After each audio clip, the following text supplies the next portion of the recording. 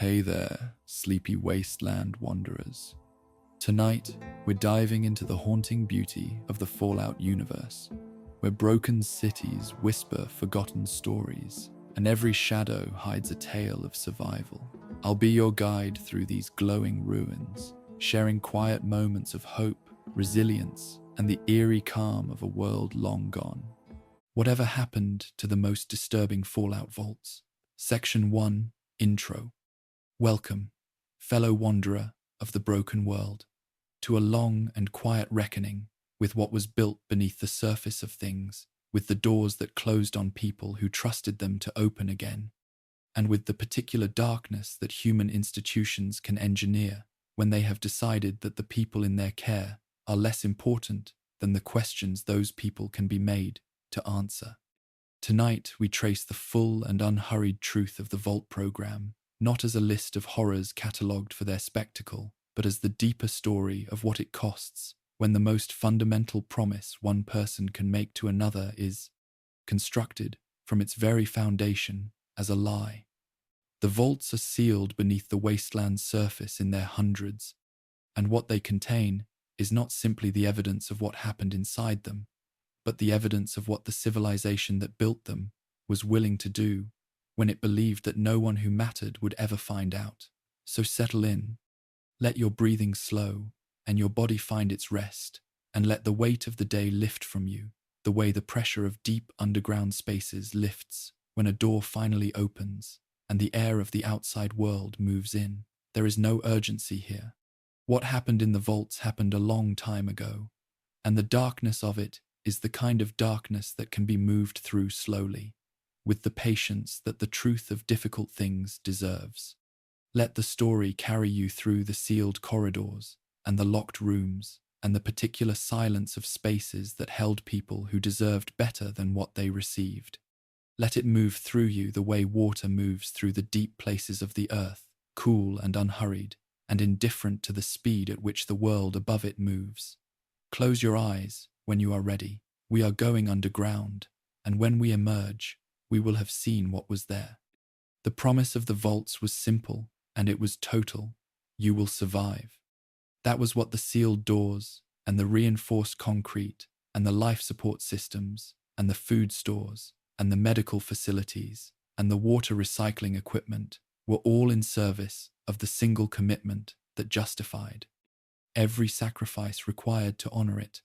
that made the surrender of the open sky, and the familiar world, and the freedom of movement that characterizes a life lived in an unenclosed space feel like a reasonable price. You will survive. The people who walked through those doors, carrying their permitted bags, and their frightened children, and their ordinary human faith in the institutions that had organized their lives, did so because that promise was the only one available in a world that was ending, and because the alternative to trusting it was not the availability of a better promise, but the absence of any promise at all. They trusted it because they had nothing else to trust and nowhere else to go, and because the specific character of the civilization that had produced the Vault program had spent decades teaching them that institutional authority was worthy of that trust. They were wrong, and the story of how they were wrong, and what that wrongness cost them, and what it made of the sealed spaces where they spent their lives, is the story we carry with us through this night. Section 2. The Architecture of Betrayal. Understanding the Vault Tech Program. To understand any individual vault, to understand Vault 11 and the election system its population developed for choosing who would die, or Vault 92 and the musicians whose community was destroyed by frequencies they could not hear, or Vault 87 and the people who walked in as parents and teachers and emerged as something the wasteland would spend 2 centuries defending itself against it, is necessary first to understand the program that produced them all, because none of the specific horrors of any individual facility can be properly reckoned with in isolation from the institutional framework that designed and sustained them. The individual vault experiments were not aberrations from the program's purpose. They were the program's purpose, expressed in the specific forms that different research teams, with different hypotheses and different methodological preferences, had determined would best generate the data the program required. The cruelty of any individual vault was not an accident of implementation or the consequence of a specific bad actor inserting themselves into an otherwise sound system. It was the expression of a foundational decision made at the level of the program's design that the people who would occupy the vaults were not the program's beneficiaries but its raw material, and that the difference between those two categories was one that the program's public presentation had been specifically constructed to conceal. The United States government's commissioning of 122 vaults was presented to the American public of the late 21st century as the most comprehensive civil defense initiative in the nation's history, evidence, in a period when such evidence was badly needed, that the authority responsible for the population's welfare had assessed the situation clearly and had made plans adequate to its severity. The resource wars had been grinding for decades. The Anchorage front line had consumed a generation of young soldiers in conditions of extraordinary hardship. Fuel rationing had been in effect for years. Food prices had risen to levels that made genuine nutrition inaccessible to significant portions of the population, and the optimistic sheen of the consumer culture that had sustained the nation's self-image through the middle decades of the century was no longer adequate to conceal the degree to which the civilization beneath that sheen was. Under pressure, it could no longer absorb. The vaults were presented as the government's answer to this pressure at its most extreme, as evidence that someone in authority understood what was coming and had done the necessary work to ensure that the people under that authority would survive it. The partnership between the government and the Vault Tech Corporation that produced the vaults was not presented to the public in its full character, because its full character would not have produced the response the program required. What was presented was the engineering, the scale, and the sophistication of the construction, the capacity of the life support systems, the depth and security of the facilities, the provisions for the extended habitation of thousands of people across decades or centuries of surface uninhabitability. What was not presented was the purpose for which these engineering achievements had been developed. Vault Tech was not commissioned to build survival shelters. It was commissioned, in the collaboration that the government's relationship with its defense and research contractors had by the program's era made entirely routine, to build research facilities sealed,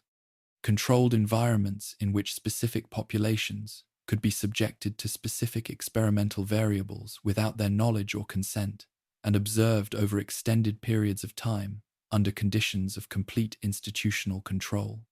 over every aspect of the subject's physical existence. Each of the 122 vaults was assigned an experimental protocol before a single element of its construction was finalized. The protocol determined the population that would occupy the facility, not simply the demographic profile of its inhabitants, but the specific characteristics that the experiment required in its subjects, which in some cases meant selecting for particular psychological profiles, in others for particular professional backgrounds, in others for particular biological or social vulnerabilities. It determined the variable that would be introduced, the specific departure from the baseline of normal vault operation that the experiment required, ranging from subtle and long deferred to immediate and overwhelming. And it determined the research question the experiment was designed to answer: the hypothesis about human behavior, social organization, psychological resilience, or biological response that the specific experimental design had been constructed to test. The official framing of the vaults as survival shelters was not incidental to this purpose, but structurally essential to it. The research required subjects who were genuinely committed to remaining in their assigned location, who had accepted the conditions of vault life, not under coercion, but under the specific form of rational choice that the alternative of the outside world's destruction made available. It required subjects who had no external reference point, no access to information about conditions beyond the vault's walls, no communication with the broader world, no possibility of verification or appeal. It required subjects whose behavior was not modified by awareness of the observation being conducted, the basic methodological requirement of behavioral research, which demands that subjects not know they are being studied if their behavior is to reflect the natural operation of the variables being studied, rather than the subject's response to the study itself. And it required a control structure adequate to the manipulation of every environmental variable that might affect the experiment's outcomes, which meant complete institutional control over the air, the water, the food, the light, the temperature, the information, and the social organization of the sealed environment in which the subjects lived. What the people who walked through those doors on October 23rd of 2077 were surrendering, in addition to the open sky and the familiar world and the freedom of movement they had already given up, was the knowledge that they were doing so. They believed they were entering a shelter. They were entering a laboratory. They believed the institution they were trusting had their welfare as its organizing concern. That institution had organized itself around their welfare's complete and deliberate subordination to research objectives that had been determined before they arrived. The gap between what they believed and what was true was not the result of incomplete information or inadequate planning. It was the result of a decision made by specific people with specific knowledge about what the program was and what it would do to construct the lie comprehensively enough that the people it was told to would have no basis for disbelieving it. The scale of the deception required to maintain the program was itself a kind of argument about the civilization that sustained it. 122 vaults required enormous institutional infrastructure. The engineers who designed them, the contractors who built them, the administrative apparatus that assigned and managed the experimental protocols, the corporate leadership of Vault Tech that negotiated the government contracts and administered the research program, the government officials who had authorized and funded the collaboration, the number of people who had to know what the vaults actually were and who knew it and continued to participate in the construction and implementation and maintenance of the program anyway was not small. The collective capacity for compartmentalization, for the application of institutional frameworks adequate to contain whatever individual moral reservations the knowledge might have generated, was demonstrated at scale across the program's entire operational history. This was not, in the context of the pre-war world's relationship between its institutions and its citizens, as remarkable as it might have seemed to the people those institutions had failed. It was simply the same institutional logic that had organized the war, the resource exploitation, the social inequalities, and the public deceptions of the preceding decades, applied to a project of extraordinary scope and dressed in the language of extraordinary benevolence. The overseer system through which the vaults were administered was the program's most intimate expression of its fundamental character, the point at which the institutional deception was concentrated in a single human being who was required to maintain it on a daily basis in direct personal relationship with the people it was being maintained against. Most overseers were provided with enough information about their facility's experimental protocol to understand what they were administering. This was not generosity, but necessity. The management of the experimental variables required someone with knowledge of what those variables were, and the overseer was the only person in each facility whose role made them both necessary to that management and contained within the same sealed environment as the people they were managing it against. The overseer of a standard human community derives their authority from the community's consent and is accountable to the community's welfare. The overseer of a vault derived their authority from a corporation and a government that no longer existed the moment the bombs fell, and was accountable to a research protocol that the people under their administration would have rejected in horror if they had understood it. What this meant in practice was that every overseer in every vault where the experimental protocol was harmful to the community was exercising authority whose legitimacy rested entirely on the continued maintenance of the lie that made the authority seem legitimate, authority that was, at its foundation, nothing more than the power that control of the air and water and food and light of a sealed underground space conferred on whoever held the controls. The terminal records that survived the collapse of multiple vault communities document the private experiences of overseers who were required to hold this position across years and decades of direct personal familiarity with the people, whose welfare they were sacrificing to it. Some of those records are the records of people engaged in a slow and losing struggle between institutional obligation and personal conscience, between the trained conviction that the protocol must be maintained and the lived experience of knowing the specific names and faces and histories of the people the protocol was harming. The language of these records is the language of a person trying to find adequate justification for what they are doing and finding it, repeatedly, insufficient, and continuing to do it anyway, because the alternative, the admission that the authority they had accepted came at a cost they were not willing to pay, was a form of institutional collapse that their training had not prepared them to permit. Others document no such struggle. They document simply administration, the professional, consistent, thorough application of institutional authority to the management of a research program, with the human beings that program was being applied to present in the records as the subjects of that management, rather than as the people whose lives were organized around it. These records are the most troubling of all,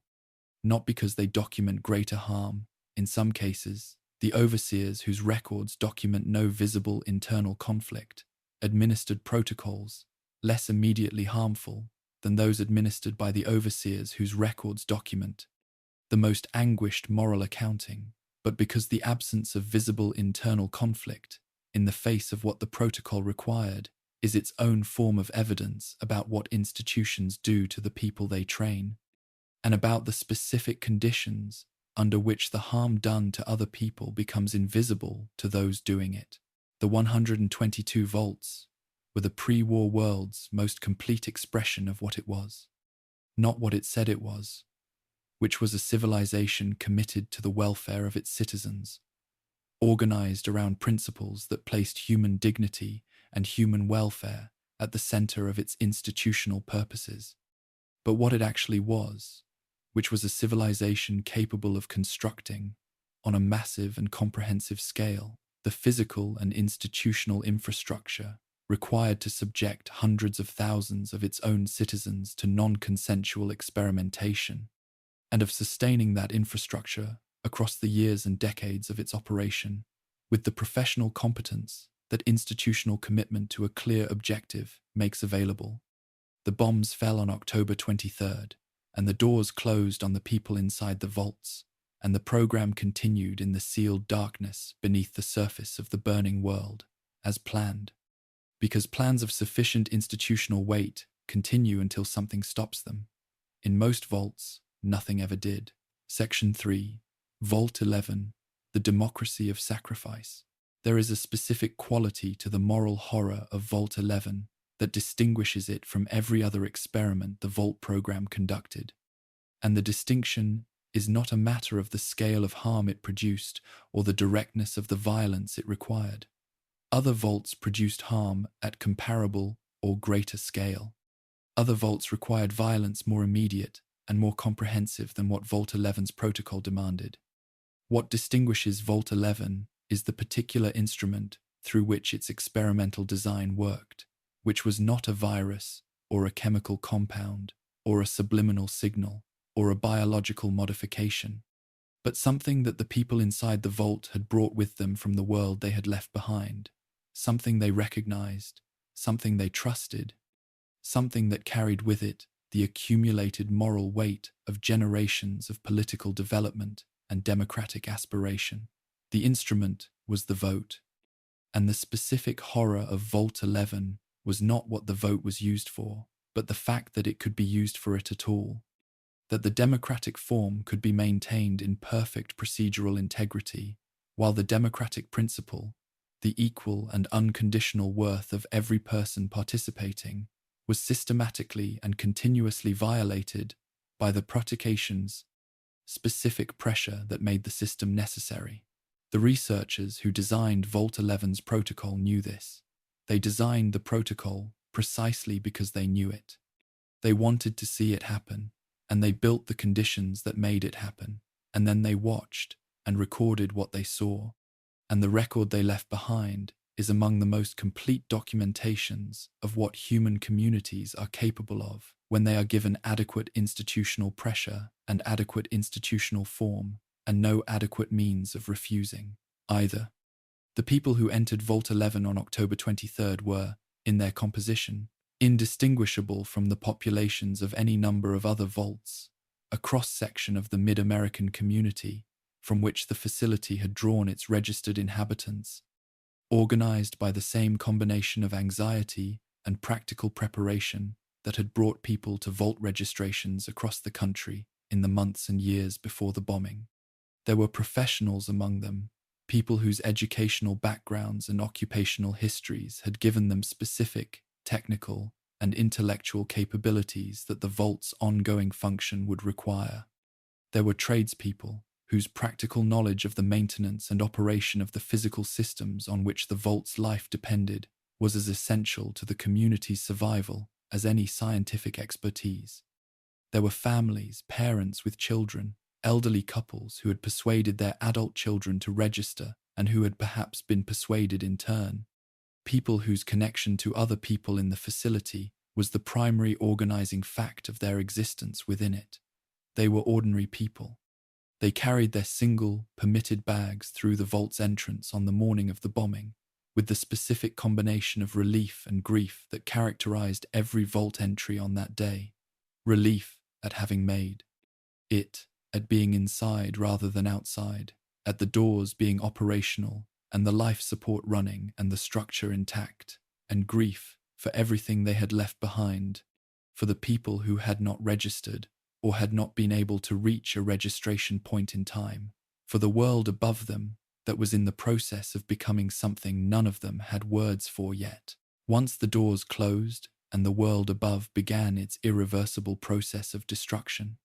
Vault 11's population did what every vault population did in those first hours and days. They organized themselves around the immediate practical demands of life in a sealed underground space, around the social and administrative structures that the vault's design had provided for, around the shared project of adapting to circumstances that were extraordinary in their external character, but that were, in their internal management, recognizable as the ordinary work of a community trying to function. And then, with a timing that the experimental protocol had presumably calculated with care early enough that the social structures of the community had not yet fully stabilized, late enough that the impossibility of exit had been absorbed as a permanent fact rather than a temporary condition, the vault's computer system delivered its message. The message was delivered through the intercom, which was the mechanism through which the vault's administrative communications reached its population, which was itself significant.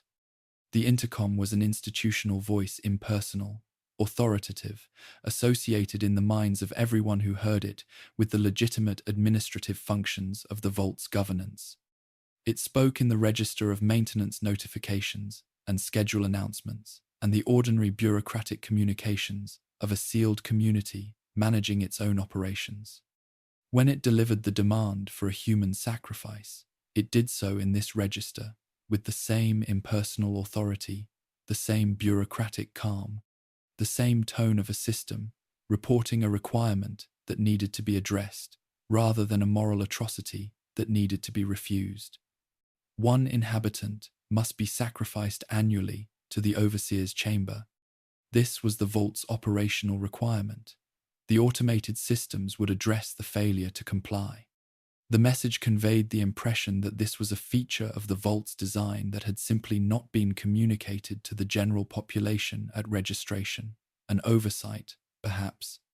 or a deliberate withholding of information that might have made registration less attractive, but that was now being disclosed because the operational calendar demanded it. There was no way to verify the claim that the automated systems could harm the population. The physical infrastructure of the vault, the air recyclers, the water processors, the electrical systems, The structural mechanisms on which every aspect of the community's continued existence depended was controlled by the computer that had made the demand, and no one in the facility had the knowledge, the access, or the time to determine whether the threat it had made was technically credible. In the absence of this knowledge, the threat was functionally equivalent to a credible one,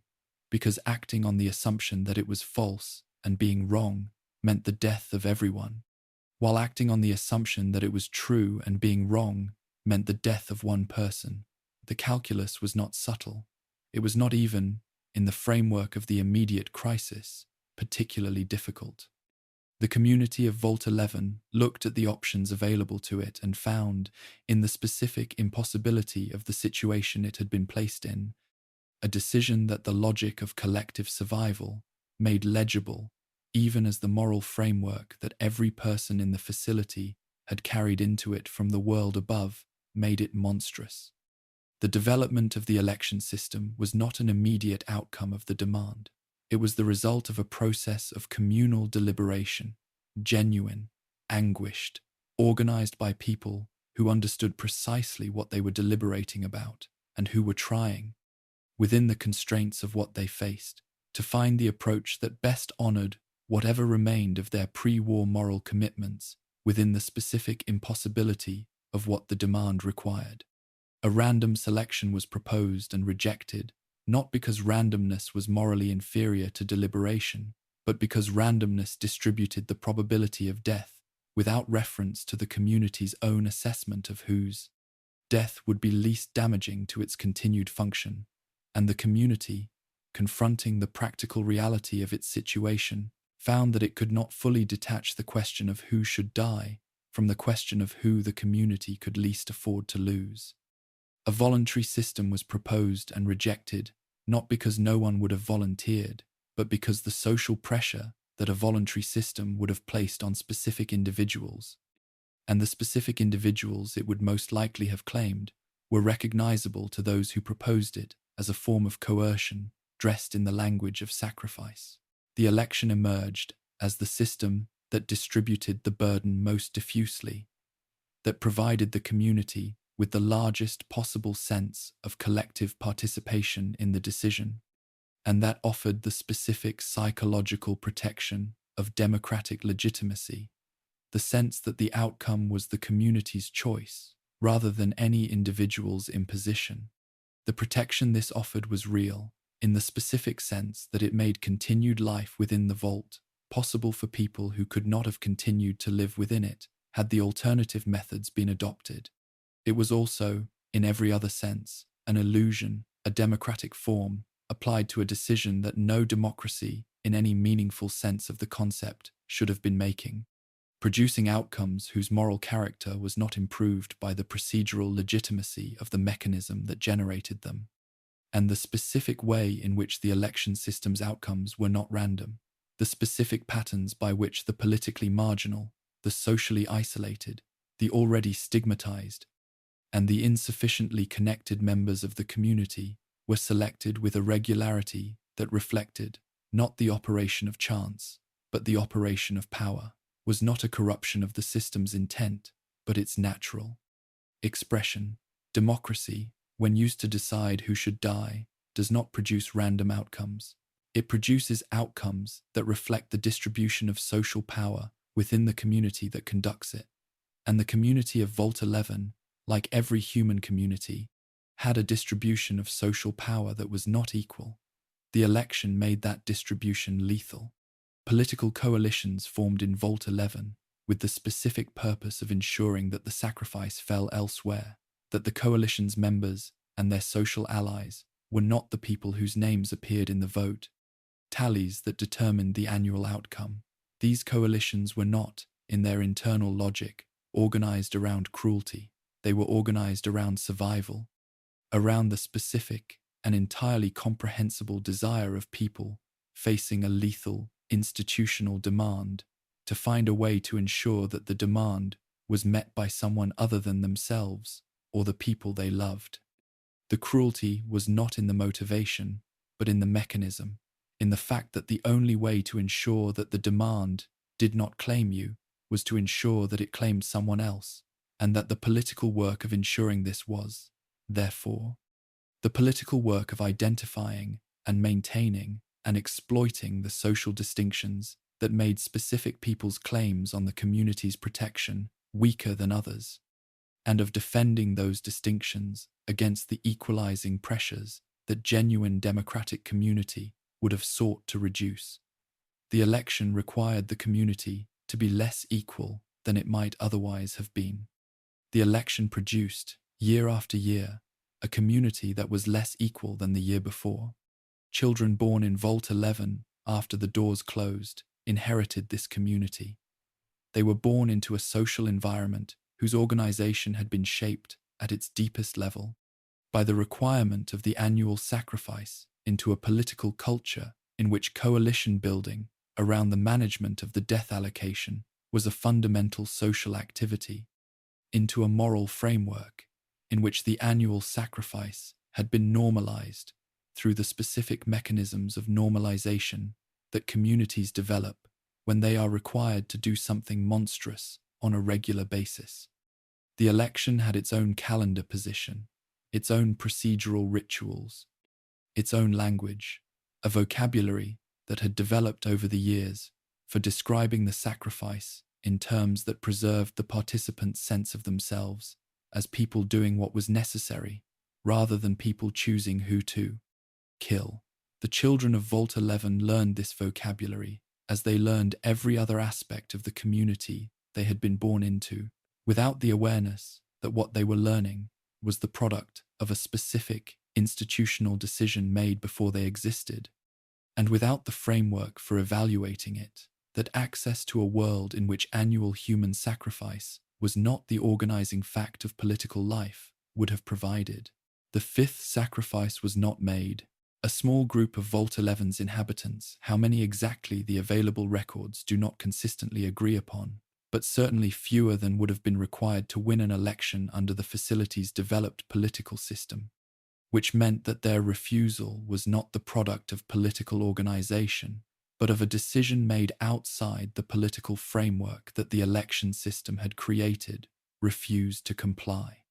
They presented themselves before the mechanisms of the overseer's chamber. They expected to be executed. The execution did not occur. Instead, they received a recorded message from the facility's original operators, and the message told them what had always been true, which was that the demand had been a test, and the threat had been false, and the automated systems had no capacity to harm anyone, and the 5 people who had been killed over the preceding years had died for a premise that was false from the beginning, and that the researchers who had constructed that premise had known was false when they constructed it. The message told the survivors that they had passed the test. Whether this framing was intended as consolation or as a further expression of the program's fundamental orientation toward the people it studied, the reduction of their suffering to a research outcome, the characterization of their refusal as performance, rather than as the moral act that any refusal to participate in institutionalized murder actually constituted, is a question the message does not answer. What the message does not address, and what the records left in Vault 11's terminals suggest, was the more pressing question for the people who received it, was what was supposed to happen next. The knowledge that the deaths had been unnecessary did not undo the deaths. The knowledge that the threat had been false did not restore the 5 years of elections and sacrifices and the specific moral cost to every person who had participated in them. The knowledge that the premise was false confronted the survivors with the specific question of what they were and what they had done, and what the community they had built in that facility in response to an institutional demand, now revealed to have been entirely without legitimate authority, actually was. The violence that followed the revelation documented in personal logs whose accounts of what happened are not entirely consistent but that agree on its general character and its general outcome was the community's response to this confrontation. The framework of necessity that had organized the community's behavior for years was removed simultaneously from all its members, and what was left without it was not a community capable of processing what had been done and finding a path forward, but a collection of people who had participated in something together and who now, in the light of the revelation, could not bear to be in the same space with each other. The violence was not organized. It was not political in the way that the election system's operation had been political. It was the specific violence of people who have been shown, all at once, the full character of what their participation had made them, and who responded to that showing in the way that overwhelming shame and overwhelming grief and overwhelming rage, experienced simultaneously by a confined population with no exit and no external support, tends to generate. What the physical space of Vault 11 contained, as found by those who eventually entered it from the outside, was the material record of the entire history that had occurred within it. The election chambers, where the ballots had been cast, and the tallies recorded, and the annual outcomes determined with procedural thoroughness.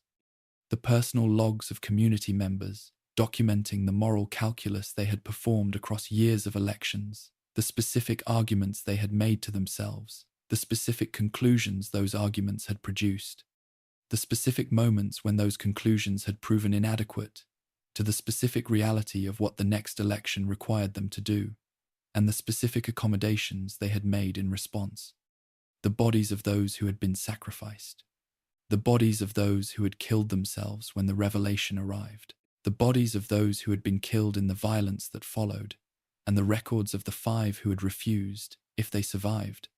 who carried into the wasteland a knowledge whose specific weight had no adequate parallel in any other wasteland inhabitant's experience. Not the general knowledge that institutions betray, but the intimate, specific,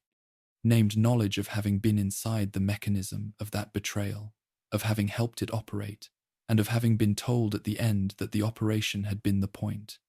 The researchers who designed Vault 11 got the answer to their research question: whether a confined population would maintain its moral principles under conditions of existential pressure, or whether it would develop mechanisms for routinizing atrocity when the alternative appeared to be collective destruction. This was the question, and the community of Vault 11 had answered it with the comprehensiveness and the consistency that made the answer genuinely informative in the research sense that the program valued. The community had not maintained its moral principles. It had developed mechanisms for routinizing atrocity.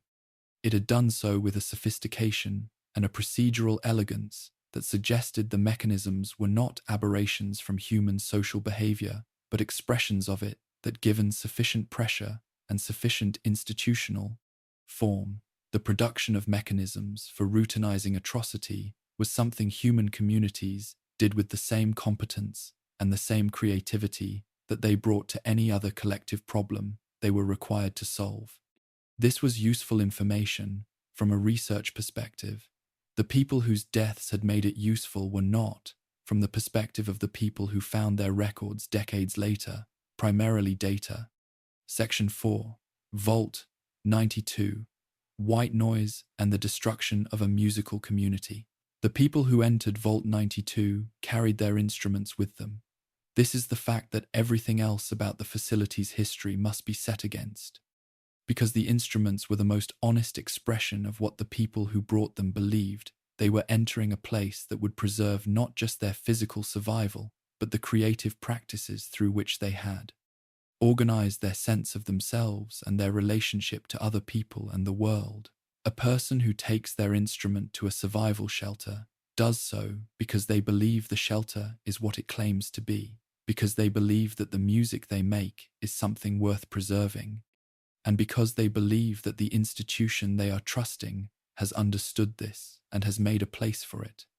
The musicians who entered Vault 92 believed all of these things. The specific targeting of musicians and creative artists for this facility was presented as evidence that the Vault program had grasped something more comprehensive in its understanding of what needed to survive the end of the world than mere biological continuity, that it had understood the importance of cultural heritage, of aesthetic practice, of the particular forms of human connection that shared creative work generates and sustains. This presentation was not incidental to the facility's experimental design. It was essential to it. The The researchers who designed Vault 92 needed a specific population, and the language of cultural preservation was the mechanism through which that population could be assembled without knowing what it was being assembled for. Musicians were not selected for Vault 92 because of their cultural value. They were selected because of their neurological profiles. The pre-war research literature on the neuroscience of musical practice and musical sensitivity, a body of work that the research team designing Vault 92 had clearly studied with considerable care, documented consistent differences between the neural architectures of people with extensive musical training and those without it, differences that were particularly relevant to the specific experimental variable the Vault's protocol was designed to introduce. Musicians, as a population, showed heightened sensitivity to auditory stimuli across the full frequency range, including frequencies at the boundaries of conscious perception. They showed elevated activity in the neural networks associated with emotional processing in response to musical and quasi-musical sound. And they showed, in the research literature's documentation of this specific population's vulnerability to certain forms of auditory disruption, a susceptibility to the kind of frequency-based neurological interference that the experimental protocol required in its subjects that was measurably greater than the susceptibility of non-musical populations. The experiment had identified its target population not despite the sensitivity that musical training produced, but because of it. The specific neurological qualities that made musicians effective in their artistic practice, the attunement to sound, the emotional responsiveness to auditory stimuli,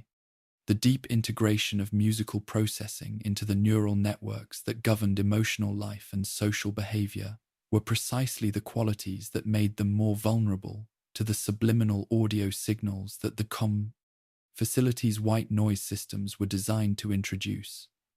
The researchers had not chosen musicians for their cultural value. They had chosen musicians because the characteristics that made them musicians made them better research subjects for the specific harm the experiment was designed to produce. The language of cultural preservation had been a recruitment tool.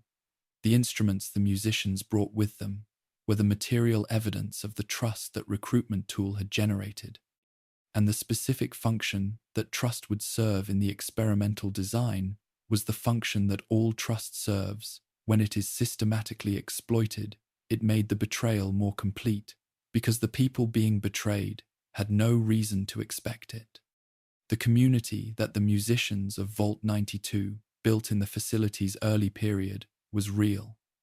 and its reality matters in the accounting of what was done to it. The shared language of musical practice generated social bonds with a speed and a depth that other forms of community building did not typically achieve,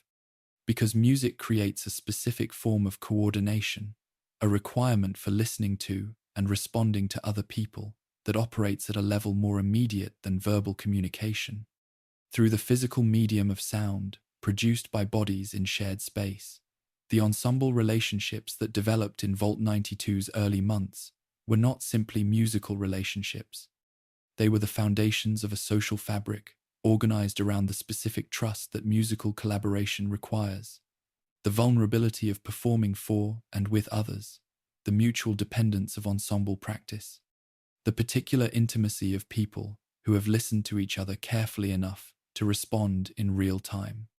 The concerts that the community organized, the informal sessions in shared spaces, the teaching relationships between more experienced musicians and less experienced ones, these were not entertainment.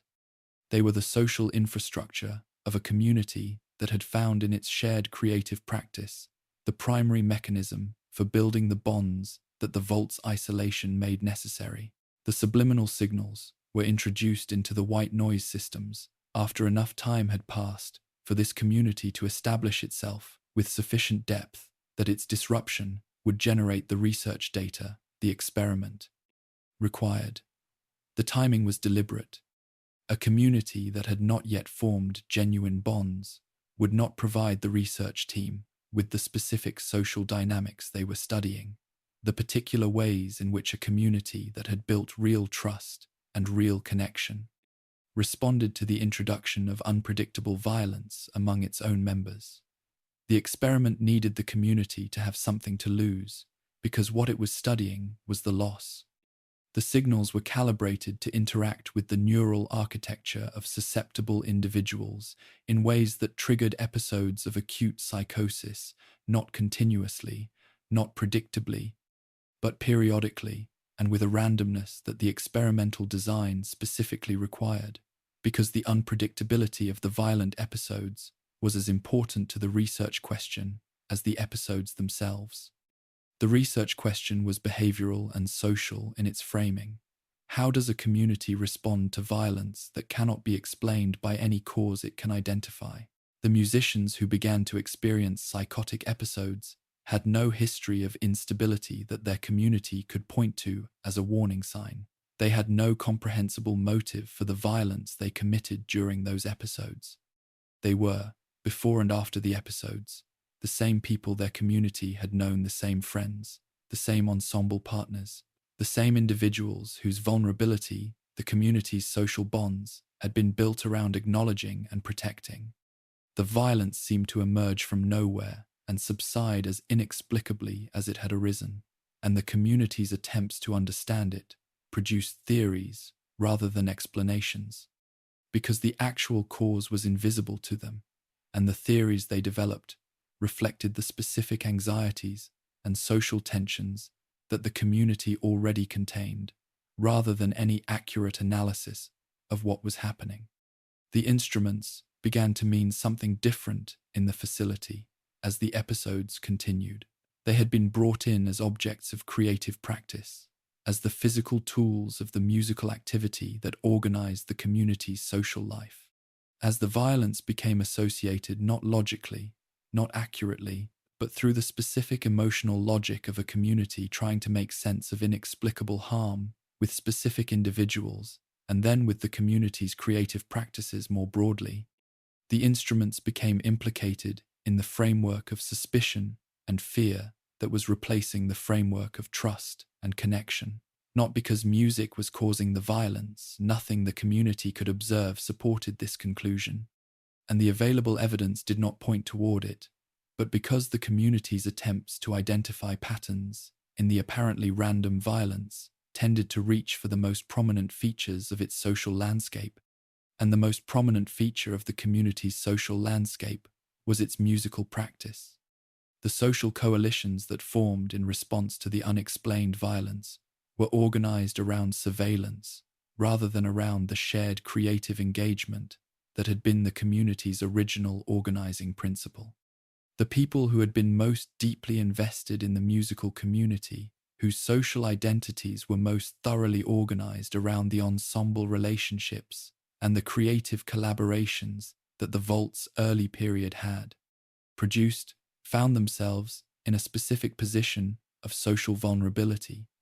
because the association between musical practice and the community's crisis, however logically unfounded, was available as a target for the suspicion that the community's attempts to protect itself were generating.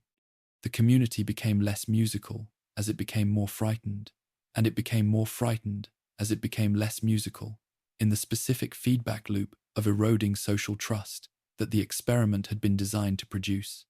The terminal records document this process from multiple perspectives, simultaneously from the perspective of community members who were trying to understand what was happening and finding their analyses inadequate, from the perspective of individuals who had experienced psychotic episodes and who were attempting to account for what they had done in the context of a self-understanding that had no framework for the kind of internal experience signals had produced, and from the perspective of people who had formed specific theories about the violence's causes that the available evidence did not support, but that the community's needs made attractive. Reading these records together, holding the multiple perspectives against each other across the same timeline, produces an experience of the Vault 92 community's disintegration that the experimental Record's own framing of research outcomes and data collection does not and cannot produce. The research records document what happened at the level of social behavior. The personal logs document what it was like to be inside what happened, and the specific individual voices they preserve are the evidence that the community being studied was not a research population, but a collection of people with specific histories and specific relationships and specific loves whose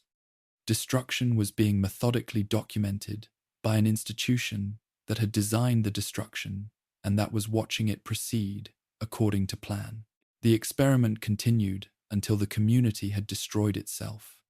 The terminal records suggest that the population was reduced through successive episodes of violence and their aftermath to a point where the social fabric could no longer sustain any further repair, where the number of people was too small and the damage to the relationships between them was too comprehensive, and the framework of trust that genuine community requires was too thoroughly replaced by the framework of mutual suspicion and fear that the experiment had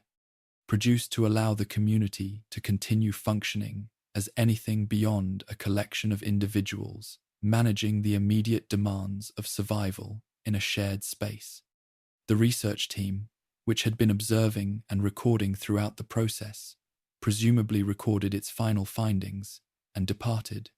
The instruments remained, the personal logs remained.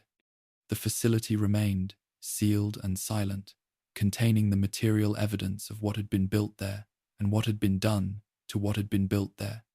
available to anyone who eventually entered it, and willing to be understood by anyone with enough patience to read what the people of Vault 92 had left behind. The particular cruelty of the selection of musicians for this experiment was not simply in the specific neurological vulnerability that made them better research subjects. It was in what was used against them. The specific qualities that the experiment exploited were the qualities that made the community worth destroying. The sensitivity that made the musicians susceptible to the subliminal signals was the same sensitivity that made their music beautiful. The social bonds built through musical collaboration that made the community's disintegration so thoroughly damaging to its members were the same social bonds that gave the community its character and its value. The experiment did not simply harm a population, it specifically targeted and systematically destroyed the most valuable things that population had produced, using those things as the instruments of their own destruction. The researchers chose their population well, in the technical sense that the characteristics they required in their subjects were present in abundance. In every other sense, they chose their population in the way that the Vault program always chose its populations, which was without regard for anything that the people selected had any right to expect from a program they trusted with their lives. Section 5, Vault 87, the FEV Vaults and the population that never had a chance. The people who entered Vault 87 on October 23rd carried their bags through the facility's entrance, in the same spirit that every person who entered any vault that morning carried theirs, the spirit of having done the thing that needed to be done, of having found and secured and arrived at the place that the specific catastrophe unfolding above them had made necessary, of having gotten their family inside the door before the door closed. This is the fact that precedes everything else about Vault 87's history, and it is a fact whose weight does not diminish with repetition or with the 2 centuries of distance that separate the morning those people entered from the present moment in which their story is being considered. They came because they had been told to come. They trusted the institution that had told them, because the institution had been presented with sufficient comprehensiveness and sufficient authority that trust was the rational response to what they knew. They brought their children. They probably said goodbye to people they expected to see again when the surface became habitable and the doors opened and the world resumed some version of its previous character. They were not naive or foolish or insufficiently attentive to the evidence available to them. They were simply people who had trusted the wrong thing, in the way that the pre-war world's construction of institutional authority had been specifically designed to produce. and the specific content of what the wrong thing was going to do to them was something they had no access to and no basis for suspecting. Vault 87 had been designated from its original design as a test site for the forced evolutionary virus. This was not an experimental protocol in the sense that Vault 11's election system or Vault 92's subliminal audio signals were experimental protocols, not a variable introduced into an otherwise functional Vault community to observe its effects on human behavior. It was a designation. It meant that the facility had been built for a specific biological purpose and that the population recruited to occupy it had been identified as the material through which that purpose would be pursued. The research at Vault 87 was not studying human behavior or social organization or psychological resilience. It was studying what the forced evolutionary virus did to human beings when applied to an unirradiated population in a controlled, sealed environment, with the specific outcomes of the transformation constituting the primary research data and the people undergoing the transformation constituting the experimental subjects. The distinction between these two categories, between research data and the people who were producing it, was, in the institutional framework of the Vault program, precise and maintained with consistency.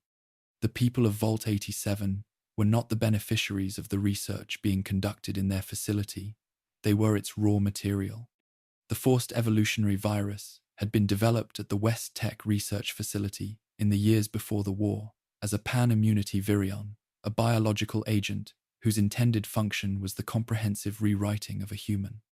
soldier's immune system to provide protection against the full range of biological and chemical weapons that an adversary might deploy on a nuclear battlefield.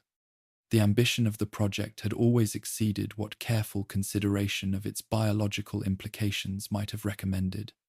because the virus's mechanism of action was not limited to immune function, but involved intervention in the host organism's genetic architecture at a level that made comprehensive transformation rather than targeted modification the expected outcome. Westech's researchers had understood this. The military officials who had funded and directed the project had understood this, at least in outline, because the transformative outcomes were part of what the research had been exploring and demonstrating across years of animal testing and the human experimentation conducted at Mariposa. The designation of Vault 87 as an FEV test site was not the decision of people who did not know what the virus did to the human beings it was applied to. It was the decision of people who knew and who had determined that this facility and this population were the appropriate context for studying it further. The transformation began almost immediately after the doors closed. The available records do not provide a precise timeline, but the accounts preserved in the terminal logs of facility staff who were present in the early period suggest that the exposure began within days rather than weeks, quickly enough that the inhabitants of Vault 87 had not had time to establish the social routines and the community relationships that other Vault populations spent their first months developing before the experimental variable was introduced. The people of Vault 87 did not have a period of normal Vault life before the experiment began. The experiment began when the doors closed. Their entry into the facility and the beginning of their transformation were, in practice, nearly simultaneous events, and the specific quality of horror this produced, the absence of any period in which what was happening to them could be distinguished from what they had been told was happening to them, was itself a research feature rather than an oversight. A population that had settled into the rhythms of Vault life before the FEV exposure would have had social structures and individual identities to compare their post-exposure states against. A population exposed immediately did not. The transformation had nothing to work against. The virus restructured the human body along the lines that its code specified, and the restructuring was not gradual in the way that ghoulification was gradual, or the way that radiation-driven mutation in surface organisms was gradual. It was overwhelming and rapid, a biological process that reorganized the fundamental architecture of the host organism within a time frame measured in hours and days rather than years and decades. producing physical changes of a magnitude that the pre-war human body's own developmental biology could not have achieved across a lifetime. The people who had walked into Vault 87 as engineers and teachers and parents emerged from the FEV exposure as the founding population of the super mutant army that would dominate the capital wasteland for the next 2 centuries. The transformation erased the physical form that had carried those identities, the specific faces, the specific bodies, the specific physical presence through which the people of Vault 87 had been known to each other and to themselves. Whether it erased the identities themselves, in whole or in part, was a question that the standard outcomes of the Vault 87 strain left largely without comfort. The cognitive reduction that typically accompanied FEV transformation in this strain was severe enough that the question of continuity between the person before and the being after was not, in most cases, one that could be answered with any confidence in the affirmative. The specific character of the Vault 87 strain was shaped by the particular conditions under which it acted on the particular population it was applied to. The inhabitants of Vault 87 had been living in the vault's location, which was situated in the mountainous terrain of what had been Virginia, in an area that had received significant ambient radiation from the strikes on the capital region.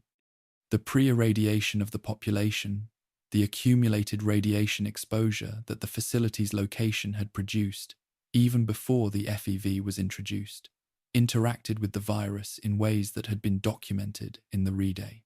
Pre-war research at Mariposa as a significant modifier of outcomes. Pre-irradiated subjects exposed to FEV tended toward more severe physical transformation and more substantial cognitive reduction than non-irradiated subjects,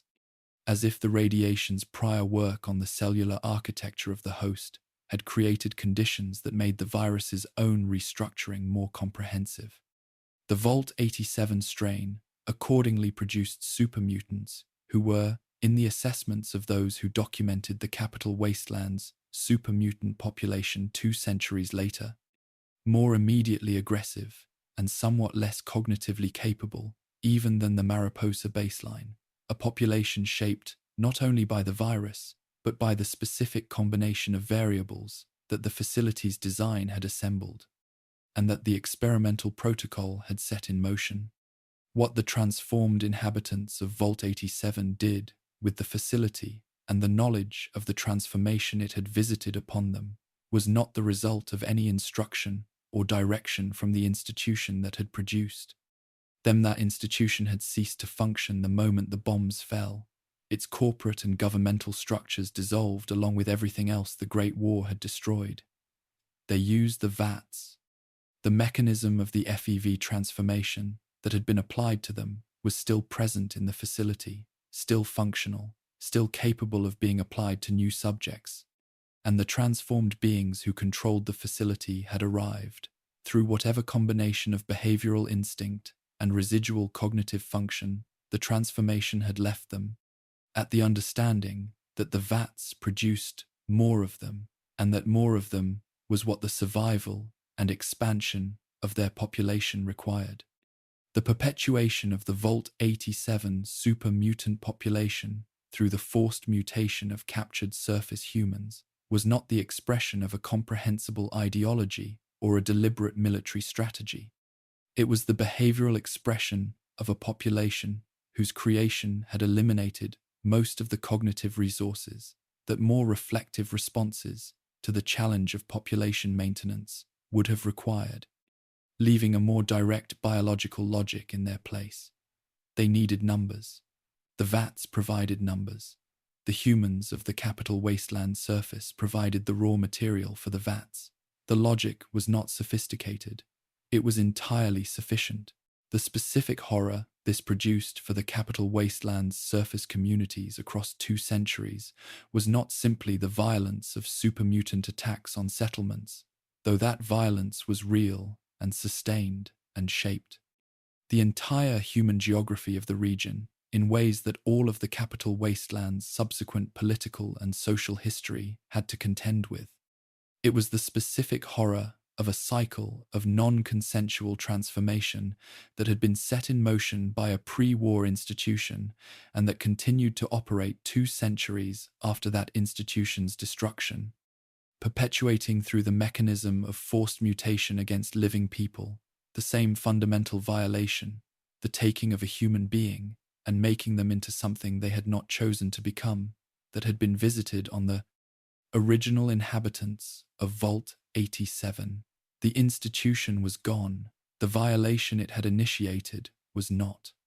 The people dragged from capital wasteland settlements to the Vault's processing facilities were having done to them, in the same physical space and through the same biological mechanism, what had been done to the engineers and teachers and parents who had walked through the Vault's entrance carrying their bags on the morning of October 23rd. The continuity was not metaphorical, it was operational. The behemoths that had emerged from the Vault 87 population in the capital wasteland period represented the outer boundary of what the transformation continued to produce when the biological processes it had initiated were not constrained by any biological endpoint. They were super mutants who had not stopped changing, whose bodies had continued to undergo modification beyond the standard FEV transformation endpoint, in directions that the virus's ongoing presence in their biology and the fifth specific conditions of 2 centuries of existence in the capital wasteland had generated. The 5 behemoths documented in the region at the time of the Lone Wanderer's presence there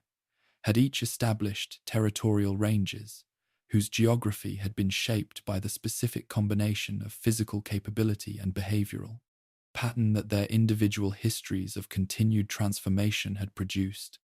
and each represented a tactical problem so far beyond the parameters of the capital wasteland's standard encounters that the settlements and factions of the region treated them as distinct categories of threat rather than as extreme versions of a familiar one.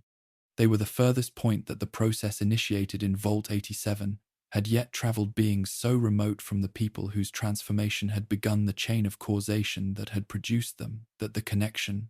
was biological rather than experiential, traceable through genetic analysis but not through any other form of recognition. Fawkes was the connection that the standard assessment of the Vault 87 population could not accommodate and could not explain away. He had retained across the transformation, across the subsequent decades of isolation within the facility, across whatever experiences his life as a super mutant had produced in the periods. The available records did not document a cognitive function and an emotional range and a personality of genuine depth that the Vault 87 strain was not supposed to preserve. The years he had spent confined to a single cell within the facility, kept there by other super mutants who recognized his difference without understanding it, had been years spent in the specific intellectual and emotional development of a person with nothing but themselves and the texts available through their cell's terminal for company, a form of enforced interiority that had produced, in Fawkes's case, a person whose wisdom and whose capacity for genuine care were both more evident and more considered than those of almost anyone the capital wasteland contained. His existence was not simply an exception to the Vault 87 strain's standard outcomes. It was evidence that the cognitive and emotional capacity the transformation typically destroyed was not destroyed by the transformation, but by something in the conditions surrounding it, something in the specific combination of variables that had applied to Fawkes differently than to his fellow inhabitants, and that had therefore produced a different result. The question his existence raised of how many others among the Vault 87 population might have been like him, might have retained something of who they were and lost it through the specific violence and deprivation and the relentless behavioral demands of 2 centuries of existence as a super mutant in a hostile wasteland, rather than through the transformation itself, was a question with no comfortable answer. It pointed toward the possibility that the beings who had become the super mutant army of the capital wasteland were not simply the products of a biological process that had eliminated the people who had entered Vault 87. They were the products of that process, applied in specific conditions that may have compounded its effects. Conditions of violence, of the absence of any environment adequate to the maintenance of cognitive complexity, of the specific social organization of a population whose institutional memory had been reduced to the behavioral knowledge that the vats made more of them, and that the vats required humans, and that the capital wasteland contained humans. What the people of Vault 87 might have been, in conditions different from the ones they had been given, was a question that the wasteland had not provided the experimental conditions to answer, and that the facility that had been responsible for producing those conditions was not available to be held accountable for having foreclosed it. Section 6. Vault 12 and the Ghouls of Necropolis, the door that did not close.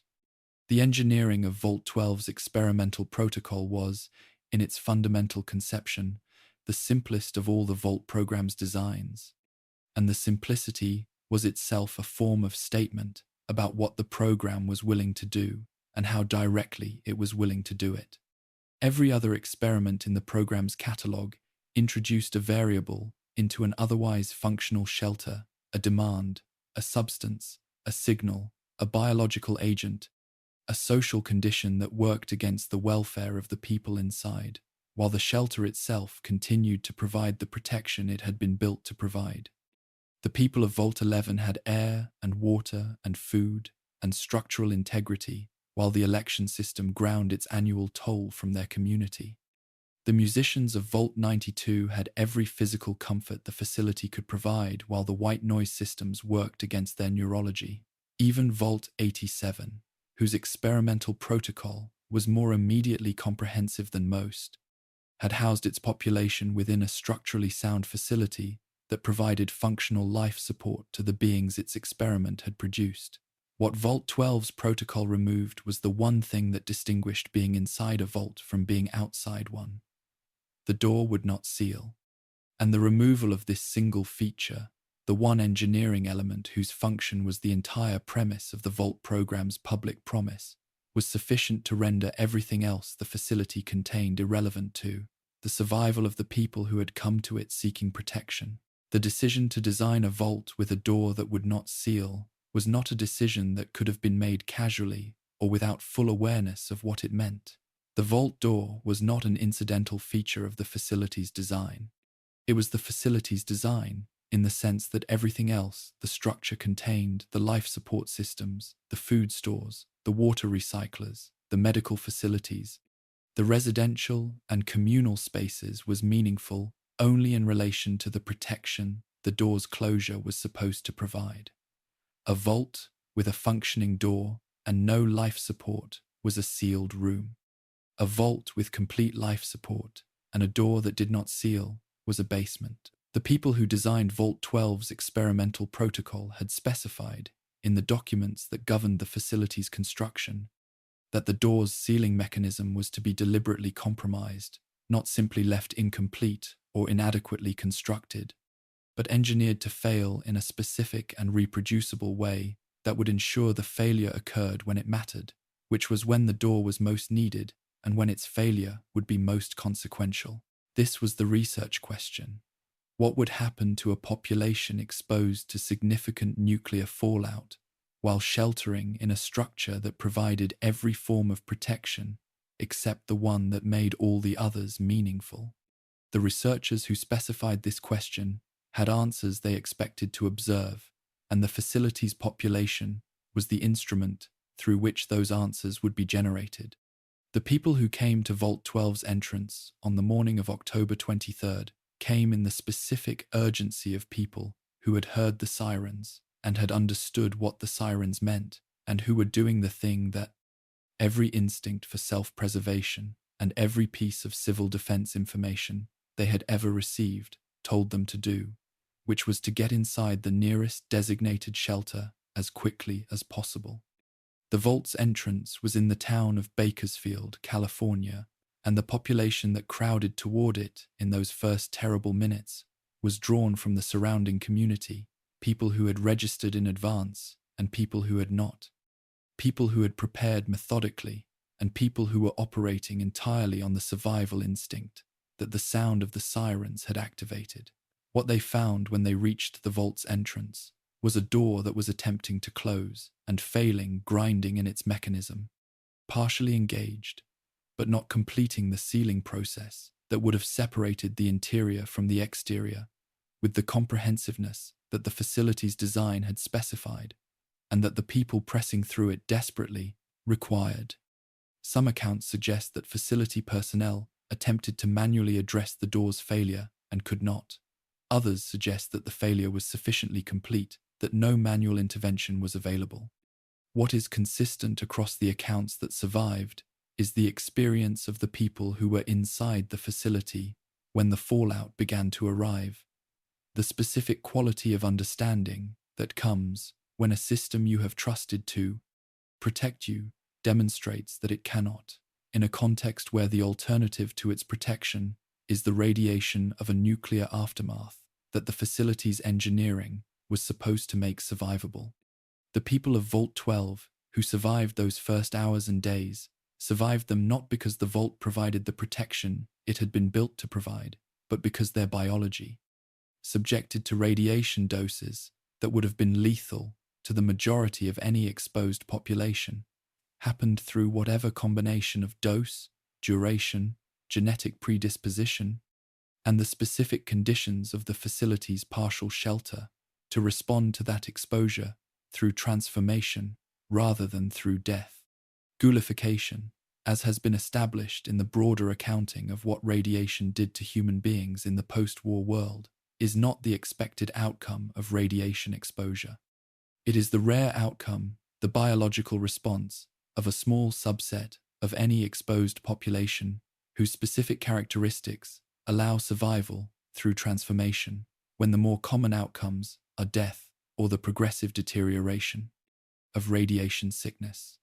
The population of Vault 12, exposed to fallout levels that the unsealed door permitted, rather than the negligible exposure that a properly sealed vault would have produced, provided the specific conditions under which ghoulification occurred at a rate that was, by the standards of any other post-war population, extraordinary. Not because the transformation was more likely in this population than in any other, but because the exposure conditions that triggered it in susceptible individuals were so comprehensively present. Many of the vault's population died. Those who did not were transformed. The community of ghouls that eventually organized itself in the ruins of the surrounding area emerged from this process as the direct product of the experimental design, not as a research outcome that the researchers had anticipated with complete precision, but as the kind of outcome that the program's willingness to use its populations as raw material for any hypothesis it wished to test had made inevitable once the protocol had been specified. The settlement that came to be known as Necropolis, the City of the Dead, a name whose origins in the community's self-understanding were not romantic but accurate, reflecting the specific character of a population that had survived something fatal and that organized its identity around the survival rather than around the life that had preceded it, was built in the ruins of Bakersfield with the resources and the social instincts of people who had no other place to go and nothing to go there with except what they had survived into. The ghoul community that established Necropolis was not simply a population of transformed people seeking shelter. It was a community with a specific shared history, the history of Vault 12's failure and what that failure had done to them, that shaped the character of everything they built together in ways that could not have been predicted from the standard inputs of community formation, and that could not be understood without reference to the specific experience from which the community had emerged. The social organization of Necropolis reflected the specific dynamics that the ghoulification process had imposed on its founding population. The people who had been transformed were not all transformed equally. The degree and the speed and the specific character of the transformation varied among individuals in ways that produced visible differences in appearance and capability that the community had to organize around. Those who had ghoulified most completely and most rapidly had established themselves in the facility's early post-transformation period in ways that reflected the particular combination of resilience and desperation that the most extreme physical transformation tends to produce in those who survive it. Those whose transformation was less comprehensive carried with them more of the physical and cognitive continuity with their pre-transformation selves, which was, in some respects, an advantage, and in others, a specific form of burden. The more clearly a ghoul remembered who they had been, the more clearly they experienced the distance between that person and what the vault's unsealed door had made them. Setnek, who assumed leadership of the necropolis ghoul community in the period documented by the events of the first game, represented the specific character of leadership that a community formed under these conditions tended to produce authority derived not from pre-war institutional credentials or from the democratic processes that more conventionally organized communities might have developed, but from the specific combination of physical capability, survival competence, and the particular form of social dominance that the ghoulified body's radiation, resistance, and physical resilience made available in an environment where these qualities were the most practically relevant currencies of power. His governance of Necropolis was not benevolent in any straightforward sense, and the specific tensions within the community between those who wanted to maintain isolation from the human settlements and factions of the broader wasteland, and those who recognized that isolation was not sustainable indefinitely were tensions that his leadership managed through the exercise of authority rather than through the deliberative processes that the management of such tensions in a healthier community context might have permitted. The question of isolation was not, for the ghouls of Necropolis, simply a strategic question about resource management or threat assessment. It was a question about identity and about what relationship the community wanted to have with a wasteland whose human inhabitants were, in most cases, unable or unwilling to distinguish between intelligent ghouls who had survived the vault's failure and the post-war world's subsequent decades with their personhood intact, and the feral ghouls whose cognitive function had been eliminated by cumulative radiation damage. The discrimination that intelligent ghouls encountered in human settlements across every region of the wasteland, the visceral, precognitive response to physical abnormality that the ghouls' transformed appearance triggered in unghoulified observers, was something that the community of Necropolis had collective experience of, and that had shaped its understanding of what the broader wasteland's human communities were likely to offer. The decision to maintain Necropolis as a ghoul settlement rather than a mixed community was not simply a preference for separation. It was a conclusion drawn from the specific evidence that the Necropolis community had accumulated about what integration into the broader human wasteland actually offered to beings who looked like what radiation had made the Khand community's founding population look like. The water chip that connected the ghouls of Necropolis to the events of the first game was not simply a plot device in the larger story of the California wasteland's post-war history. It was the material expression of what Necropolis had managed to build across the decades since the vault's failure, a functional water processing infrastructure, maintained by a community of beings who had every reason to have been destroyed by the circumstances of their creation, and who had instead applied whatever combination of pre-transformation knowledge and post-transformation capability they possessed to the project of sustaining their community's existence. The water chip's location in Necropolis and the specific circumstances of its retrieval were the occasion on which the broader wasteland encountered the Necropolis ghoul community in a form that the community had not controlled and had not invited, and the encounter produced what encounters between the wasteland's human travelers and its ghoul communities so often produced, which was a confrontation between the assumptions the traveler brought about what ghouls were and the specific reality of what the Necropolis community actually was. The destruction of Necropolis by the Master's super mutant army was one of the wasteland's quieter historical catastrophes. Quieter, not because it was less comprehensive than other catastrophes, that the Master's forces visited on the communities they encountered, but because the community it destroyed was one whose profile in the broader wasteland's awareness had been deliberately minimized by the community's own commitment to isolation, and because the beings it killed were beings whose deaths the wasteland's human communities had not been educated to mourn in the way that the deaths of human settlers and vault dwellers were mourned. The supermutant army that eliminated Necropolis was itself the product of the same vault program that had created the Necropolis ghoul community, the forced evolutionary virus at Mariposa having produced the Master's forces.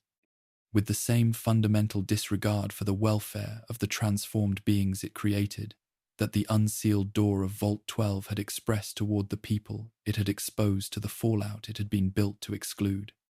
The ghouls of Necropolis were killed by the products of a different arm of the same pre-war military-industrial enterprise that had made them what they were.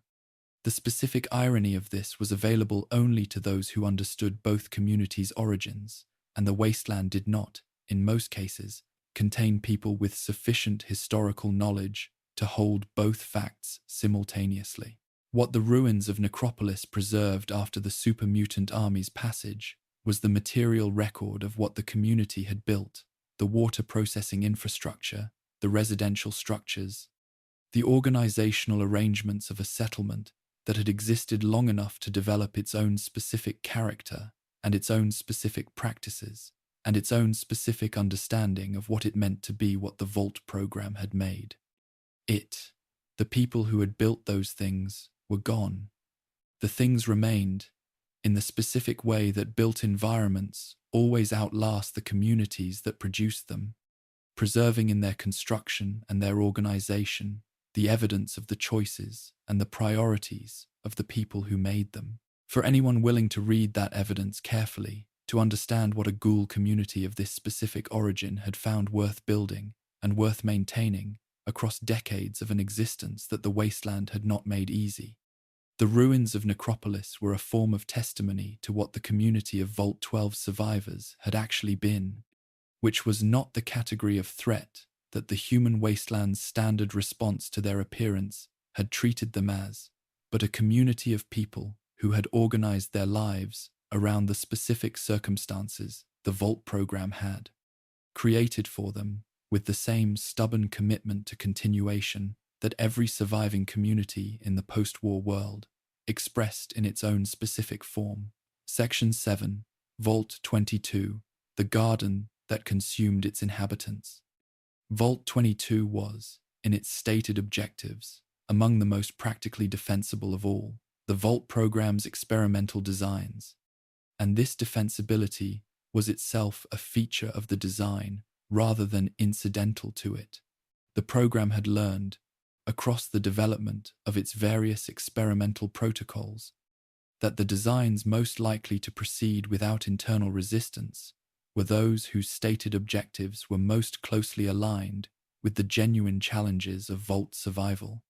and that the most efficient way to conduct research that required non-consensual experimentation on confined populations was to conduct it under the cover of research that the confined populations would have recognized as serving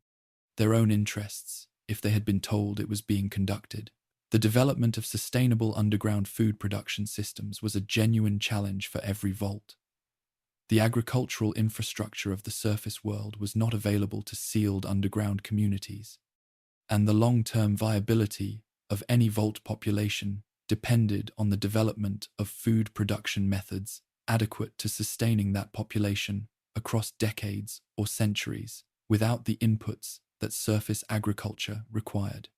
The research that Vault 22 was ostensibly conducting was research that every Vault needed. The cover was unusually good. It was also, as with every aspect of the Vault program's public presentation, constructed in complete awareness of the gap between what it presented and what it concealed. The facility was located in the Mojave Desert, in the mountainous terrain east of the New Vegas region, and its external architecture reflected the specific engineering challenges of constructing a sealed underground space in an arid environment whose surface conditions would, after the bombing, be among the more hostile in the affected regions. The facility was deeper than many of its counterparts in other regions, and the depth was itself a feature of the experimental design rather than simply a response to the engineering challenges of its location, because the specific biological work being conducted in Vault 22 required conditions of controlled humidity, temperature stability, and light management that depth and structural integrity could provide more reliably than shallower construction would have permitted. The researchers who had designed the facility's experimental protocol had specified these requirements with the precision of people who understood, in considerable technical detail, what the organisms they were proposing to develop would need in order to thrive in the way that the research required. The facility had been built to grow things. The things it had been built to grow were not, in the end, what it had been designed to grow. The agricultural research conducted at Vault 22 in its operational period involved the development of plant species that had been genetically modified to thrive in the specific conditions of underground sealed environments, modified for growth rates that would provide adequate food production within the spatial constraints of the facility's agricultural sections, for nutritional profiles that would sustain human populations without the dietary variety that surface agricultural systems could provide, and for environmental tolerance that would allow consistent production in conditions of controlled but artificial lighting, regulated humidity, and the specific atmospheric chemistry of a sealed space with functioning air recyclers. The modifications were technically sophisticated. The pre-war agricultural biotechnology industry had developed tools for genetic modification of plant species at a level of precision that the program's research teams had access to through their institutional relationships with the corporations that had developed those tools.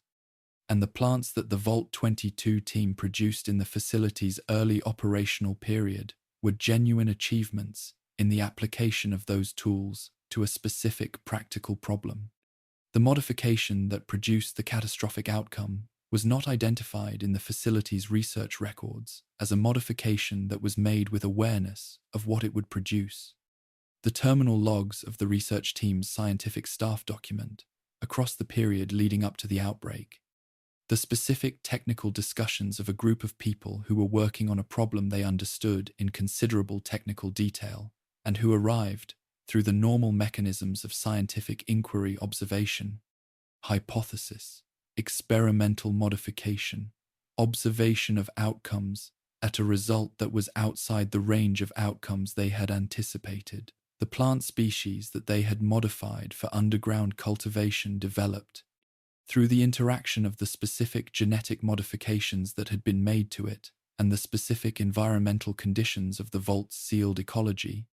a secondary biological capability whose mechanism the research team's records document them, having identified only after the capability had already been expressed in ways that made identification urgent rather than merely scientifically interesting. The plants were producing spores, not the reproductive spores that many plant species produce as part of their standard biological function, something different, something that the modification had created through a pathway that the team's models had not predicted and that the available experimental conditions had not produced evidence of before the vault's sealed ecology had provided the specific combination of variables that triggered it. The spores were infectious to animal organisms in ways that the standard reproductive biology of any plant species in the pre-war world's catalogue did not include. They entered the respiratory systems of insects, first the small invertebrate population of the vault's agricultural sections, present as incidental inhabitants of the facility's biological systems, rather than as deliberate introductions, and produced in those insects neurological modifications that altered their behavior in ways consistent with propagation interests of the infecting organism rather than the survival interests of the infected one. The insects, whose behavior had been modified, began to carry the spores into areas of the facility beyond the agricultural sections, and the spores that they carried found their way through the specific dynamics of air circulation in a sealed environment into the spaces where the vault's human population spent its daily life. The mammals in the facility's small animal population were affected next, and then the humans. The specific progression of the infection in human hosts was documented in the research team's records with the specific combination of scientific precision and mounting alarm that characterizes the documentation of a process whose implications its observers are understanding progressively as they observe it. The spores produced in the humans they infected, a neurological modification that was not immediately expressed as dramatic behavioral change. The early stages of the infection were characterized by symptoms that the facility's medical staff initially categorized as a respiratory illness of unclear origin, which was accurate in its description of the initial physical presentation, while being entirely inadequate to the actual character of what was occurring. The infected individuals felt unwell.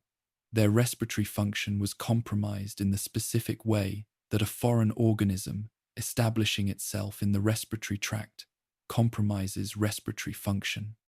They were tired, as infected people are tired. They continued, in the early stages, to be recognizably themselves, to maintain the relationships and the routines and the behavioral patterns that had characterized them before the infection. The neurological modifications that the infection produced in its later stages were less subtle.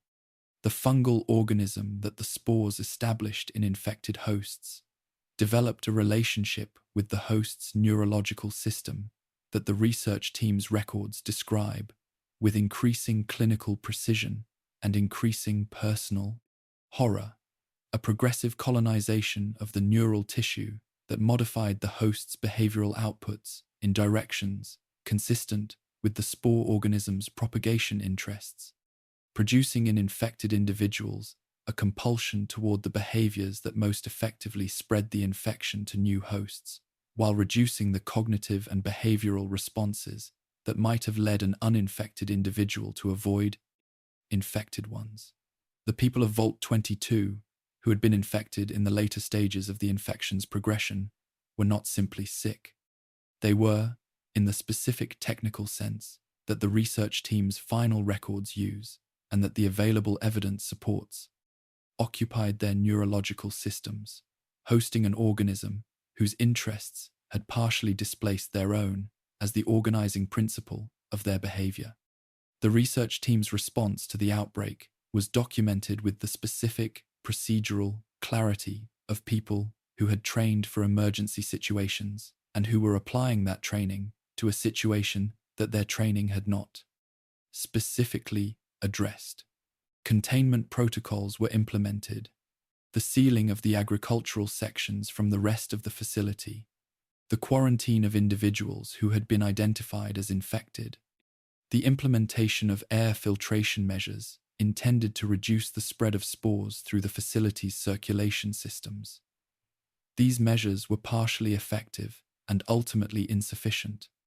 in the way that containment measures implemented after an organism has established itself in a sealed ecology are always insufficient because the ecology has already been altered by the organism's presence, and the containment measures are addressing the propagation mechanisms that have been identified, while the propagation mechanisms that have not yet been identified continue to operate. The research team identified the spore as the primary propagation mechanism and implemented measures to reduce spore exposure. The infection that had already been established in the facility's population continued to progress through the neurological pathway it had already opened. The physical transformation of the facility's spaces was slower than the neurological transformation of its population, and in certain respects more comprehensively documented, because the growth of plant life into and through the built structures of the vault was a process that left physical evidence that the neurological changes in the infected population, being internal, did not. The agricultural sections were the first spaces to be transformed beyond their intended function. The modified plants, freed from the management that the agricultural staff's declining capacity had previously provided, growing in the directions that the facility's environmental conditions and the organism's own biological imperatives determined, rather than the directions that the research program's requirements had specified. The plants moved into the corridors that connected the agricultural sections to the rest of the facility, as the barriers between these spaces were compromised by the combination of the infection's effects on the personnel responsible for maintaining them and the physical growth of the plant material itself,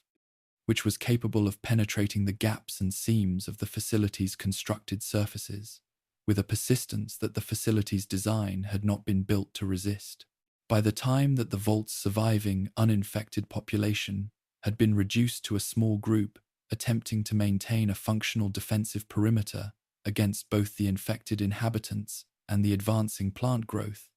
the physical space of the facility had ceased to be the human-designed environment it had been constructed as, and had become something organized around the biological requirements of the organisms that had claimed it. The corridors were no longer corridors in the functional sense. They were spaces through which movement was possible only in relation to the growth that had restructured them, requiring the navigation of living material rather than the traversal of built space. The residential and communal areas that had been the vault's social center were no longer organized around the needs of the human community that had inhabited them, but around the specific conditions of light, humidity, and atmospheric chemistry that the colonizing organisms had established, and that the surviving humans were now moving through rather than inhabiting. The research team's final records are among the most technically precise and personally devastating documents in the Vault program's surviving archive. The scientists who produced them maintained their professional discipline across circumstances whose terror they documented with the same methodical accuracy they had brought to the earlier stages of their work,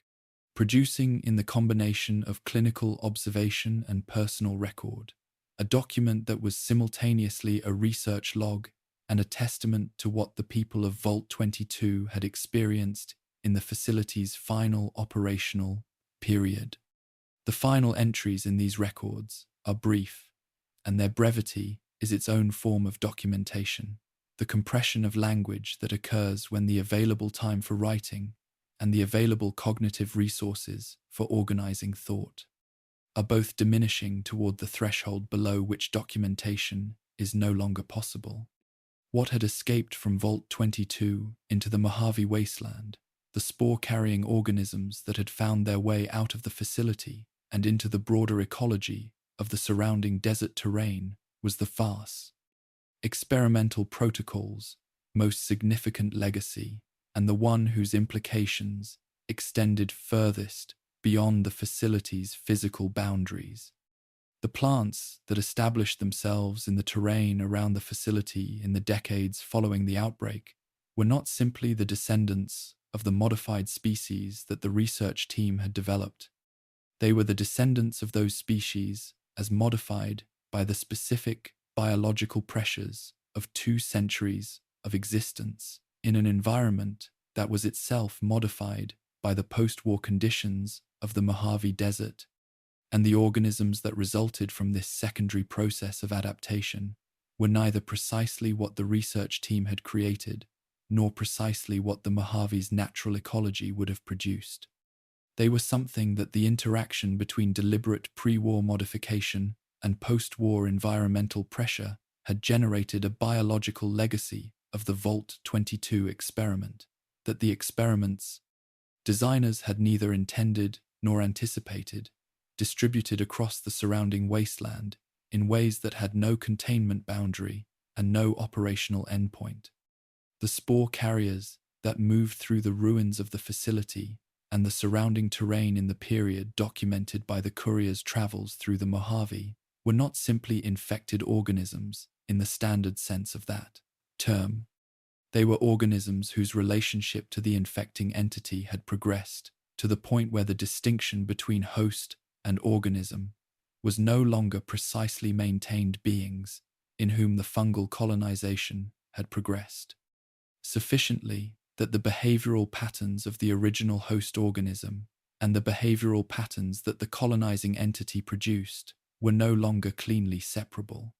They moved through the spaces they inhabited with the specific purposefulness of organisms that had a function, and the function was the function the infection had given them, rather than the function that the pre-infection organism had possessed.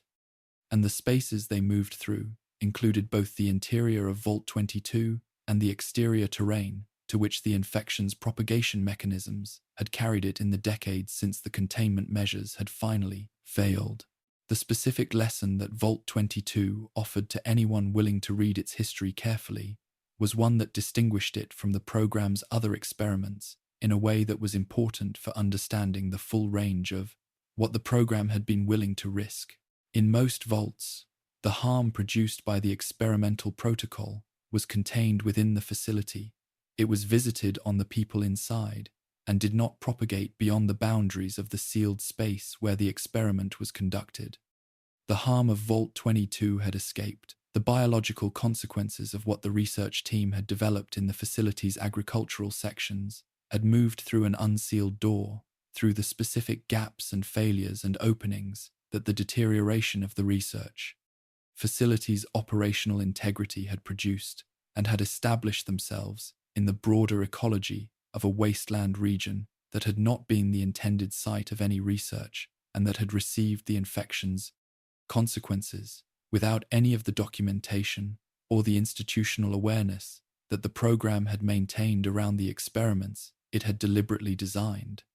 Vault 22's experiment had not simply harmed the people inside it. It had altered the biological landscape of the region around it in ways that the program had neither specified nor intended, and that the wasteland had inherited not as the deliberate outcome of institutional design, but as the ecological residue of institutional negligence, of the specific failure to account for what happened when a sealed experiment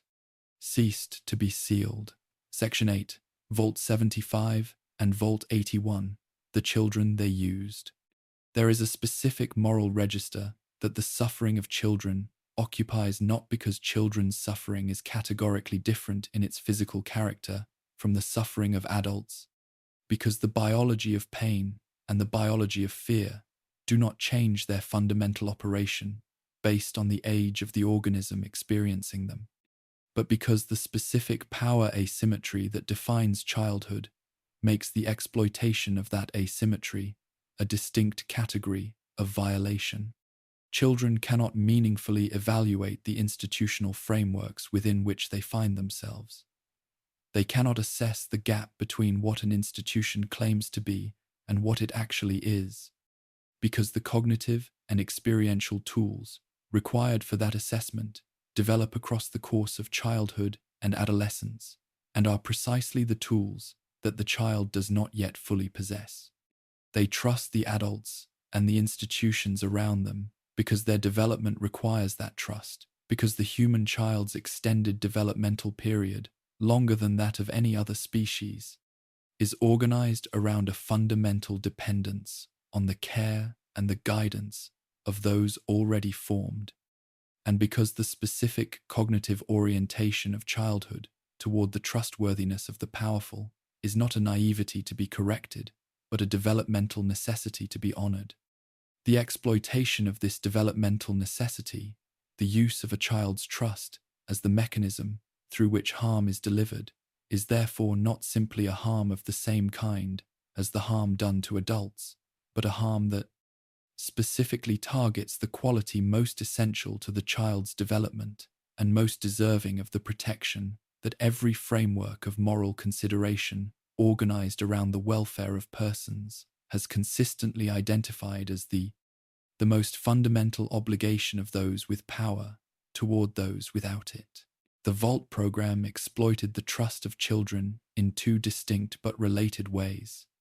The first was indirect. The children who entered the vaults as the children of adults who had trusted the program's promise entered an environment shaped by that trust's betrayal and inherited its consequences without having been old enough to participate in the trust that was betrayed. The second was direct. There were vaults whose experimental protocols had been specifically designed to use children, not as the incidental inhabitants of a facility whose experiment targeted the broader population, but as the primary subjects of research that required children specifically, that had identified in the specific characteristics of childhood the qualities the experiment needed in its subjects, and that had organized the facility's entire design around the acquisition and management of that specific population. Vault 75 and Vault 81 represent these two expressions of the program's willingness to use children, one, directly and deliberately, one, through a mechanism that was designed to harm the facility's population without regard for the age of the members of that population who would bear the harm, and together they constitute the most complete documentation available of what the Vault program was willing to do when the research question it was pursuing identified children as the appropriate raw material. Vault 75's entrance was concealed within the Malden Middle School building in the Commonwealth, a choice of location that was not incidental to the facility's experimental design, but central to it, in the way that every aspect of the Vault program's physical and institutional design was organized around the requirements of the research being conducted, rather than around any consideration of the welfare of the people the design affected. A vault entrance in a middle school building recruited a specific demographic through the specific mechanism of institutional familiarity and trust. Parents who brought their children to a school knew the building. They had walked their children through its doors on ordinary mornings and had left them there in the specific confidence that the institution housed within that building was organized around their children's welfare and development. The use of this familiarity, this specific, earned, contextually appropriate trust in an educational institution as the recruitment tool for a facility whose purpose was the exploitation of the children that familiarity would bring through its doors, was not a coincidence. Architecture. It was a design decision that reflected a sophisticated understanding of the specific forms of trust that the program needed to exploit, and the most efficient institutional contexts for exploiting them. The external presentation of the facility as a vault oriented toward the protection of families with children was consistent with and reinforced by the middle school location's implicit message.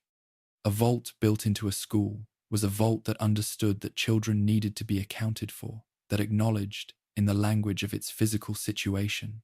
that the survival of a civilization was not simply the survival of the adults who had built it, but the survival of the children who would continue it. This was a message that parents in the final years before the bombing were particularly receptive to, because the anxiety that characterized the pre-war period's final decade was not simply the anxiety of personal survival, but the anxiety of parental responsibility, the specific fear of a parent who cannot guarantee the safety of their child, and who therefore responds with particular intensity to any institutional offer that claims to provide that guarantee. The Vault program had identified this anxiety in the design of Vault 75's recruitment strategy. It had used the middle school not simply as a physical location, but as an emotional argument directed at the parents whose children it required. Once the doors closed, the facility's true structure became apparent not immediately, and not to everyone, and not in the comprehensive disclosure that the people inside it would have required to make informed decisions about their situation, but progressively, through the accumulation of specific evidence that the facility was organized around principles that had nothing to do with the shelter it had presented itself as. The testing that began in the facility's early operational period was presented as the practical necessity of a sealed community, identifying the skills and capabilities of its members so that the community's resources could be allocated efficiently, a framing that was plausible,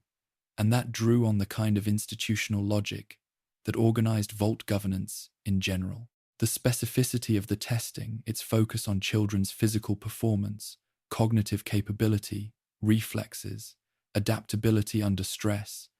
and the specific combination of qualities that the program had identified as the markers of the subject profile it required, was visible in retrospect as something other than community resource allocation, but in the compressed timeline of the early Vault period, when the community was processing the overwhelming reality of its situation and was predisposed to trust the facility's administrative structures, because those structures controlled the air and the water and the food that continued. Survival required. The testing appeared as what it claimed to be. The children who met the performance criteria were separated from the general population. The process of separation was managed through the same administrative language that organized every other aspect of the facility's governance, a language of program participation and educational advancement, and the specific framing of selection as recognition of capability rather than removal from family. The children who were selected were told, and their parents were told, that the selection was an opportunity, that the specific program the selected children were entering was designed to develop the capabilities the testing had identified, to provide those children with training and resources and experiences that the general population of the Vault would not receive. The framing was consistent with the logic of the facility's cover as an educational institution, and it was maintained with sufficient consistency that the specific moment at which the separation became permanent rather than programmatic was obscured by the accumulation of smaller separations that had preceded it.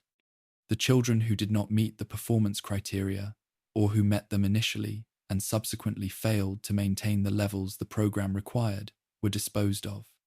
This is the sentence that the facility's records, read in their full clinical precision, lead to and that the available documentation supports. And it is a sentence whose specific content, the killing of children who did not perform adequately on metrics designed to serve a research program rather than their own welfare, is not susceptible to softening through the use of the institutional language that the records themselves employ. The records use clinical terminology. The clinical terminology describes the elimination of children who had been assessed as not meeting the program's requirements. The children who were eliminated had been brought to the facility by parents who had trusted the program's promise of protection. The program had used that trust to acquire a population of children for a research program and had killed the children in that population who did not serve the research program's requirements. The gap between the clinical language of the records and the specific reality that language describes is not a gap that closes with familiarity. The training regime that the selected children entered was designed around the production of specific physical and tactical capabilities, the creation, through a combination of physical conditioning, weapons training, and the administration of experimental pharmaceutical compounds, of soldiers whose performance metrics exceeded what natural human development could produce. The experimental pharmaceuticals administered to the children in the program were not administered with their informed consent or the informed consent of their parents, because the program had no mechanism for obtaining informed consent and had not designed one, because informed consent was not a feature of the Vault program's relationship with any of its subjects regardless of age. The compounds were administered as part of what the facility's medical staff presented to the children as standard medical care, the routine administration of vitamins and supplements, and the other pharmaceutical interventions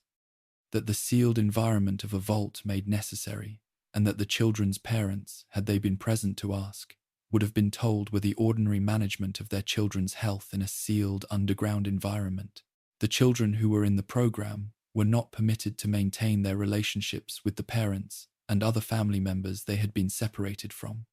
The program's design had identified the emotional attachments of family relationships as a variable that complicated the specific behavioral and psychological outcomes it was attempting to produce. Children who maintained strong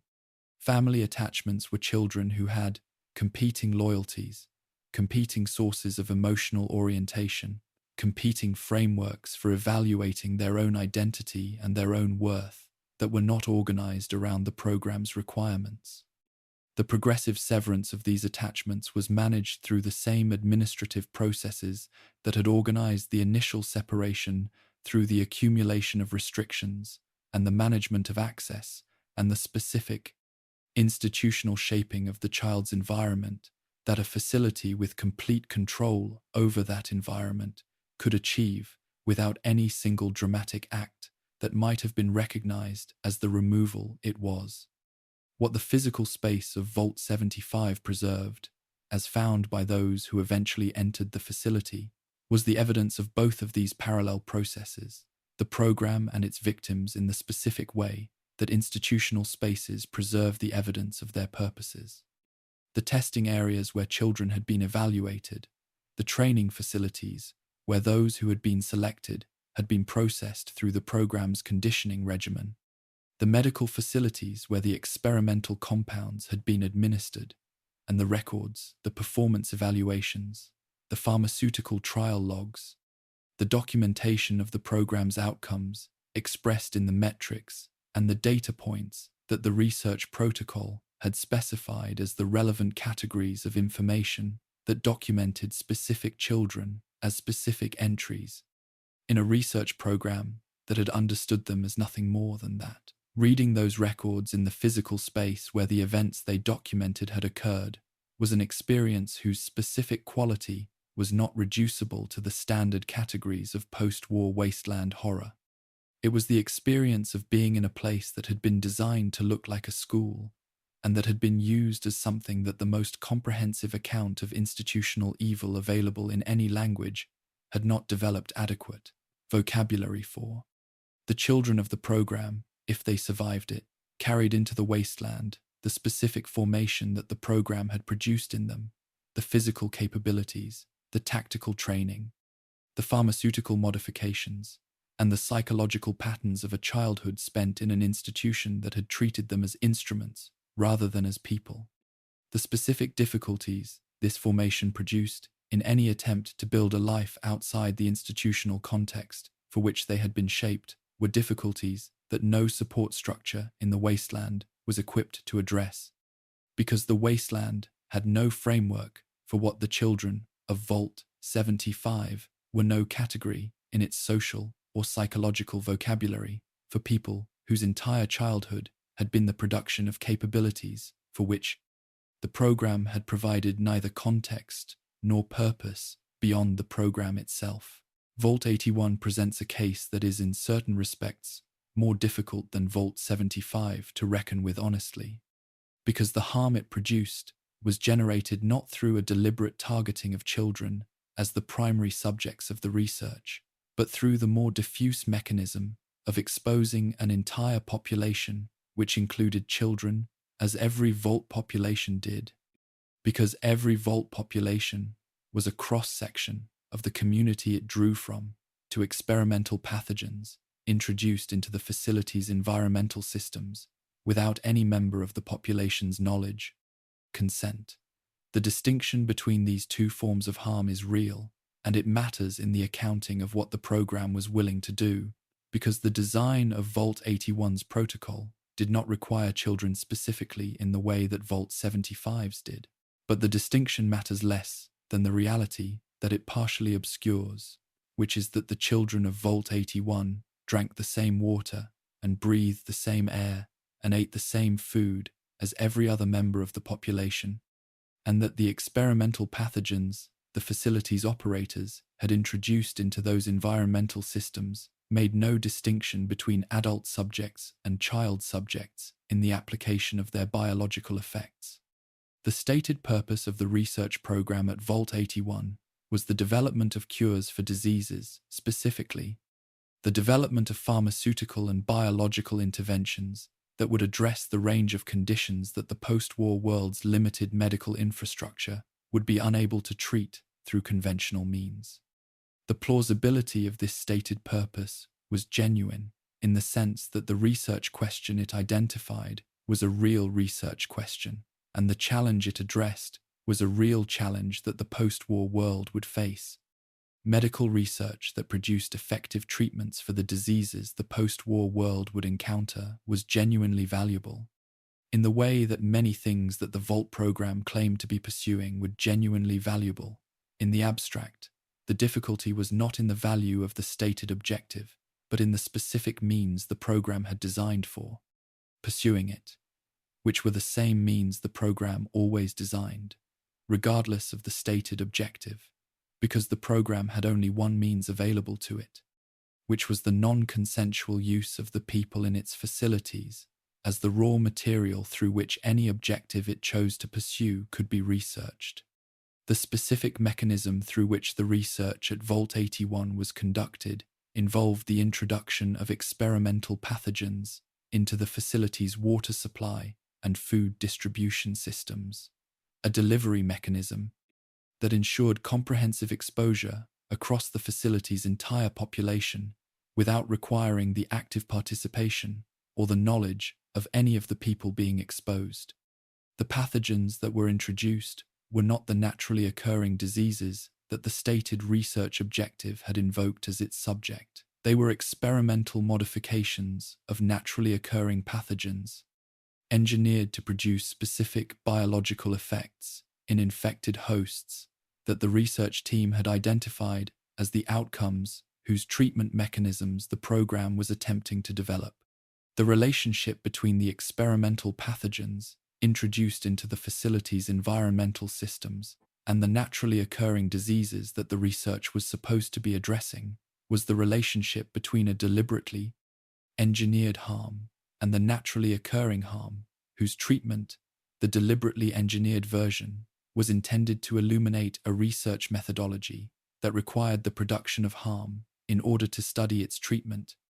conducted on a population that had not consented to having harm produced in them. The children of Vault 81 were exposed to the experimental pathogens through the same environmental systems as every other member of the population. They drank the contaminated water. They ate the contaminated food. They absorbed the pathogens through the daily biological contact that the shared, closed environment of a sealed vault made universal and unavoidable. The specific effects of the experimental pathogens on developing biological systems on the cellular architecture and the immune function and the neurological development of children whose bodies were in the specific phases of development that childhood encompasses were not, based on the available evidence of what the research program's records contain and do not contain, a primary consideration of the experimental design. The design had specified the pathogens it required and the delivery mechanism it would use and the research outcomes it expected to observe. The age distribution of the population it was exposing had not been identified as a variable that required specific accommodation in the protocol's design. Austin Engel was a child in Vault 81 during the Commonwealth period documented by the sole survivor's travels through the region, and his illness was the most visible, surviving expression of what the facility's experimental protocol had done to the population it had been applied to. The disease he carried was not a naturally occurring condition that had presented itself in the sealed environment of the vault through the ordinary mechanisms of infection. It was the direct product of an experimental pathogen introduced into the facility's environmental systems by the research program that the vault's operators had been conducting, persisting in the population that had been exposed to it across generations of the vault's subsequent history as the biological legacy of a research intervention that had been made on people who had no knowledge of it. The fact that the research program had been disrupted before it produced the treatments it was supposedly designed to develop the sabotage conducted by a scientist within the program who had arrived at the conclusion that the research he was conducting required violations he was no longer willing to sustain meant that the pathogens had been introduced and their consequences had propagated through the population and across generations, and the treatments that might have addressed those consequences were the specific thing that the disruption had prevented from being completed. The scientist whose sabotage had disrupted the program, whose decision to destroy the research data and the experimental samples, rather than continue to participate in what the research required him to participate in, was the expression of a moral conclusion that had apparently not been reached at the beginning of his involvement in the program, but had been reached at some point across his tenure within it. Through the accumulation of specific evidence about what the program was doing and what his participation in it meant, had not saved the population of Vault 81 from the consequences of the research he had disrupted. He had prevented the research from being completed. He had not reversed what had already been done. The people who had been exposed to the experimental pathogens remained exposed. The diseases that those pathogens had introduced into the population continued to progress in the individuals who carried them. Austin Engel was sick because of what the program had done, and the sabotage that had disrupted the program had not produced a cure for what the program had produced, because the cure was the thing that the sabotage had made unavailable. The treatment that the sole survivor could obtain for Austin required entering the depths of the vault's medical section's spaces that the facility's current population did not access and did not control, organized around the research infrastructure that the program had built and that the sabotage had not entirely dismantled, and finding within those spaces the specific pharmaceutical compound that the research program had been in. Process of developing when it had been disrupted, the compound existed. It was there, in the laboratory spaces where the research had been conducted, preserved by the same conditions of sealed isolation that had preserved so much of the Vault program's physical legacy across 2 centuries of the post-war world's subsequent history. Finding it required navigating spaces that the facility's current population's deliberate isolation from those spaces had left undisturbed, and that the organisms that had established themselves in the facility's lower levels had made hazardous in the specific ways that any unmanaged underground space in the post-war world made hazardous. The compound could treat Austin's illness. Its existence in those spaces was the evidence of how close the research program had been to completing what it had claimed it was trying to produce, and simultaneously the evidence of the specific gap between the program's claims about its purposes and the actual character of those purposes. Because a research program genuinely oriented toward the welfare of the population it was exposing to experimental pathogens would not have required a saboteur to interrupt it, and would not have left a sick child as the most visible legacy of its incomplete work. What Vault 75 and Vault 81 together reveal, held against each other in the same accounting, is the full range of what the Vault program's willingness to use children as research material produced from the direct and deliberate targeting of children as the specific subject population that a particular research design required, to the diffuse and comprehensive exposure of children as members of a broader population whose age the research design had not identified as a variable requiring any specific accommodation. The distinction between these 2 modes of harm is real, and it matters in the moral accounting of what the program was. The similarity between them is more fundamental than the distinction, because both modes of harm rested on the same foundational decision, the decision that the people in the vaults, regardless of their age and regardless of the specific developmental vulnerability that their age created, were available for use as the raw material of any research question the program chose to pursue,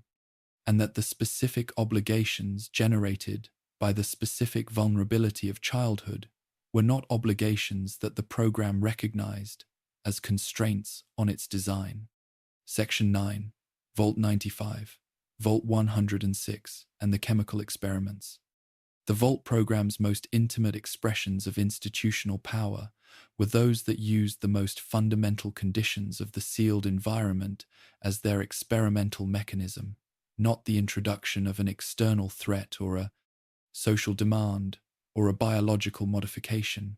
but the alteration of the specific substances that the people inside the vault consumed and breathed and trusted to sustain them. The air that circulates through a sealed underground space is not something that its inhabitants can choose to refuse. The water that the facility's recyclers produce is not something that a population dependent on those recyclers can choose to avoid. The food that the facility's stores contain is not something that people who have no other food source can choose to reject. These were the vectors through which 2 of the program's experiments conducted their research, using the complete control that the facility's design gave the program over the most basic conditions of biological existence.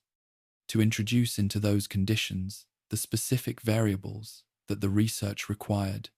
with the comprehensive exposure of the facility's entire population as the guaranteed outcome of a delivery mechanism that the sealed environment made universal and inescapable. Vault 95 was populated through a recruitment process that was unusual among the Vault program's various approaches to assembling its experimental populations, in that it targeted a specific demographic characteristic, rather than a professional background or a geographic location or a social profile. It targeted people with a documented history of chem addiction, who were in some stage of recovery or of seeking recovery, who had been told that the Vault represented not simply a survival shelter, but a clean environment specifically designed to support and maintain their sobriety.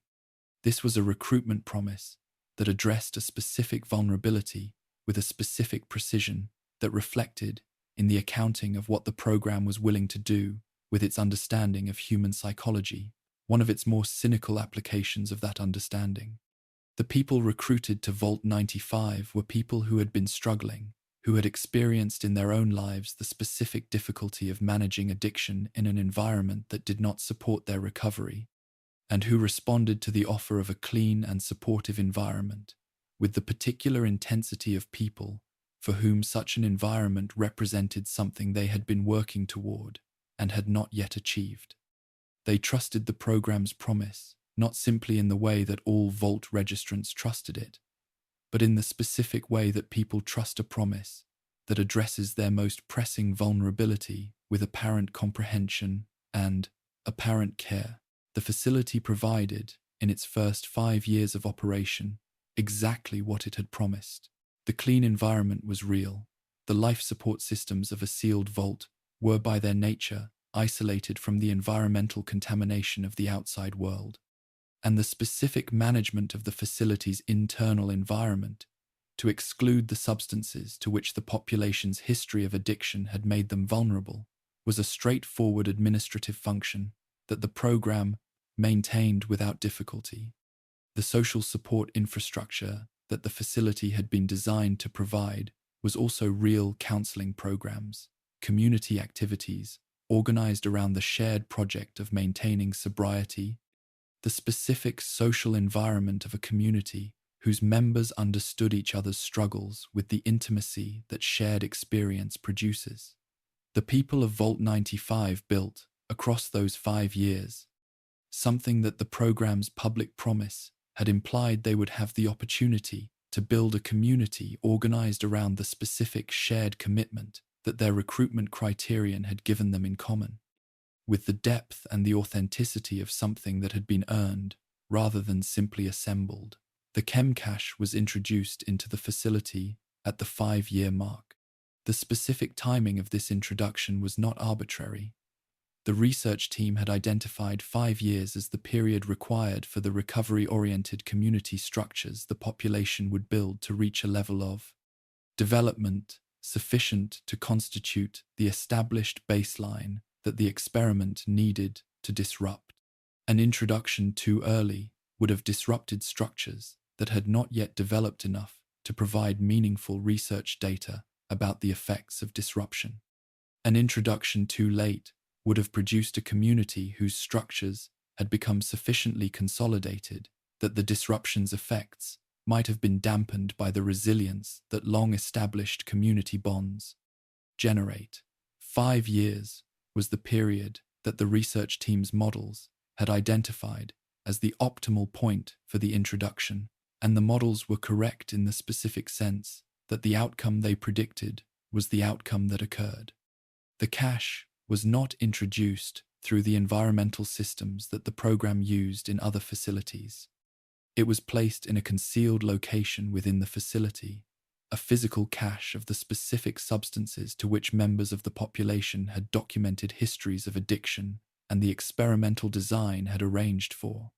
specific members of the population to discover it in the course of the ordinary movements of daily life within the facility. The mechanism of discovery, rather than delivery, was itself a research choice. The program was not simply studying the effects of chem exposure on a population with addiction histories. but the specific social and psychological dynamics of a community confronted with the presence of addictive substances within its environment, and the specific process of discovery, with its attendant questions of disclosure and concealment, and the management of information about the cache's existence, was itself part of the experimental design. The collapse that followed the discovery was rapid and comprehensive, in ways that reflected not simply the pharmacological effects of resumed chem use on individuals with addiction histories, but the specific social dynamics that the experimental design had engineered. The community that had been built over 5 years had organized itself around the shared commitment to sobriety, which meant that its social bonds, its coalition structures, its informal hierarchies, and its collective identity were all organized around a characteristic that the discovery of the cache and the decisions that followed from it immediately and irreversibly stratified. The people who used the substances from the cache and the people who did not had, in the moment of that division, become something other than the unified community they had become two populations with competing interests, competing relationships to the social structures they had built together,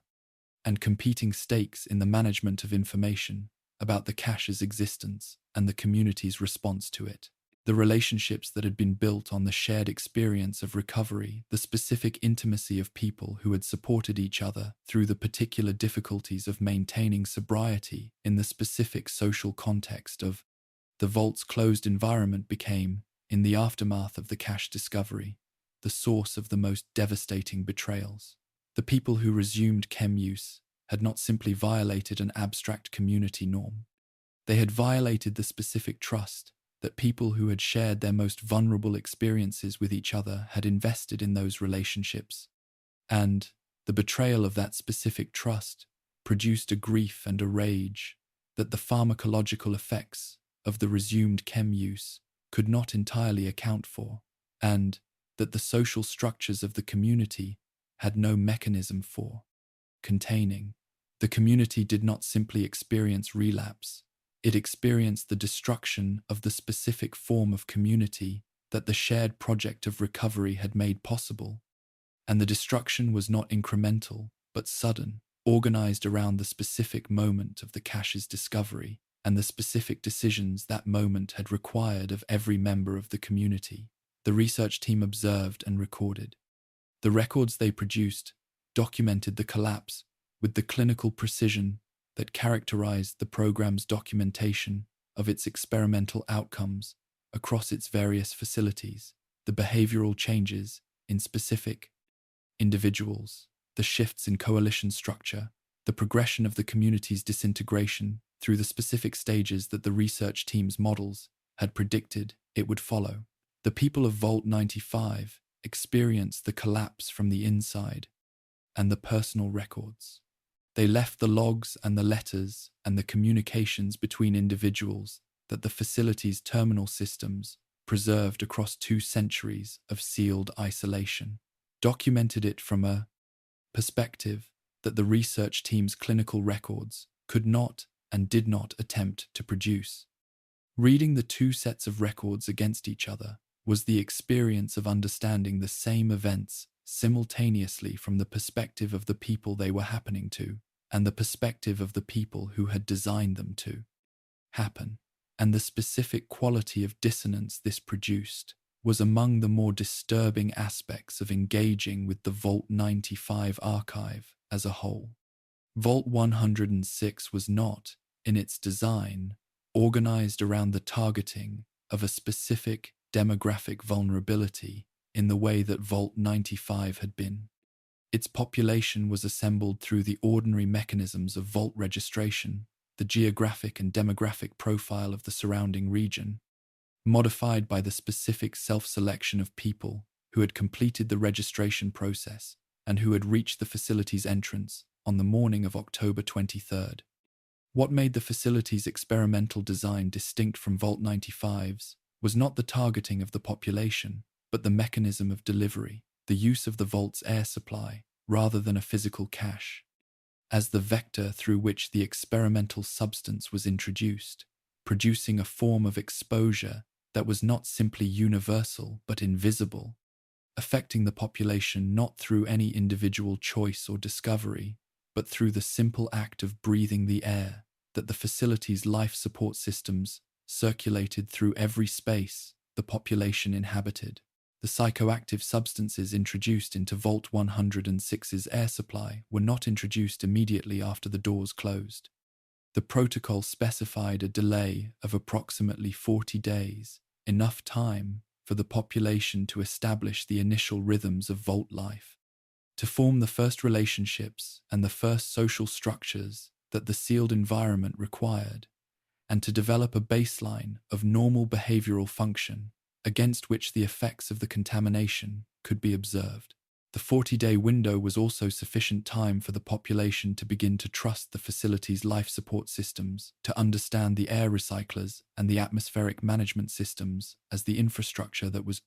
keeping them alive, and to develop the specific relationship of dependence on those systems that made the contamination of those systems particularly comprehensive in its effects. The people of Vault 106 were breathing in the experimental substance through the same systems that they had come to understand as the foundation of their survival in a sealed underground space. The trust and the harm were delivered through the same channel. The substances introduced into the air supply were calibrated to produce neurological effects that were significant in their character, but gradual in their onset. Not the acute, psychotic episodes of Vault 92's subliminal signals, but a chronic and progressive alteration of the cognitive and perceptual functions that normal, social, and psychological life required. The people of Vault 106 did not experience an acute crisis in the period following the contamination's introduction. They experienced, instead, a gradual shift in the quality of their cognitive and perceptual processing, a shift that was slow enough in its development that it was not, in the early stages,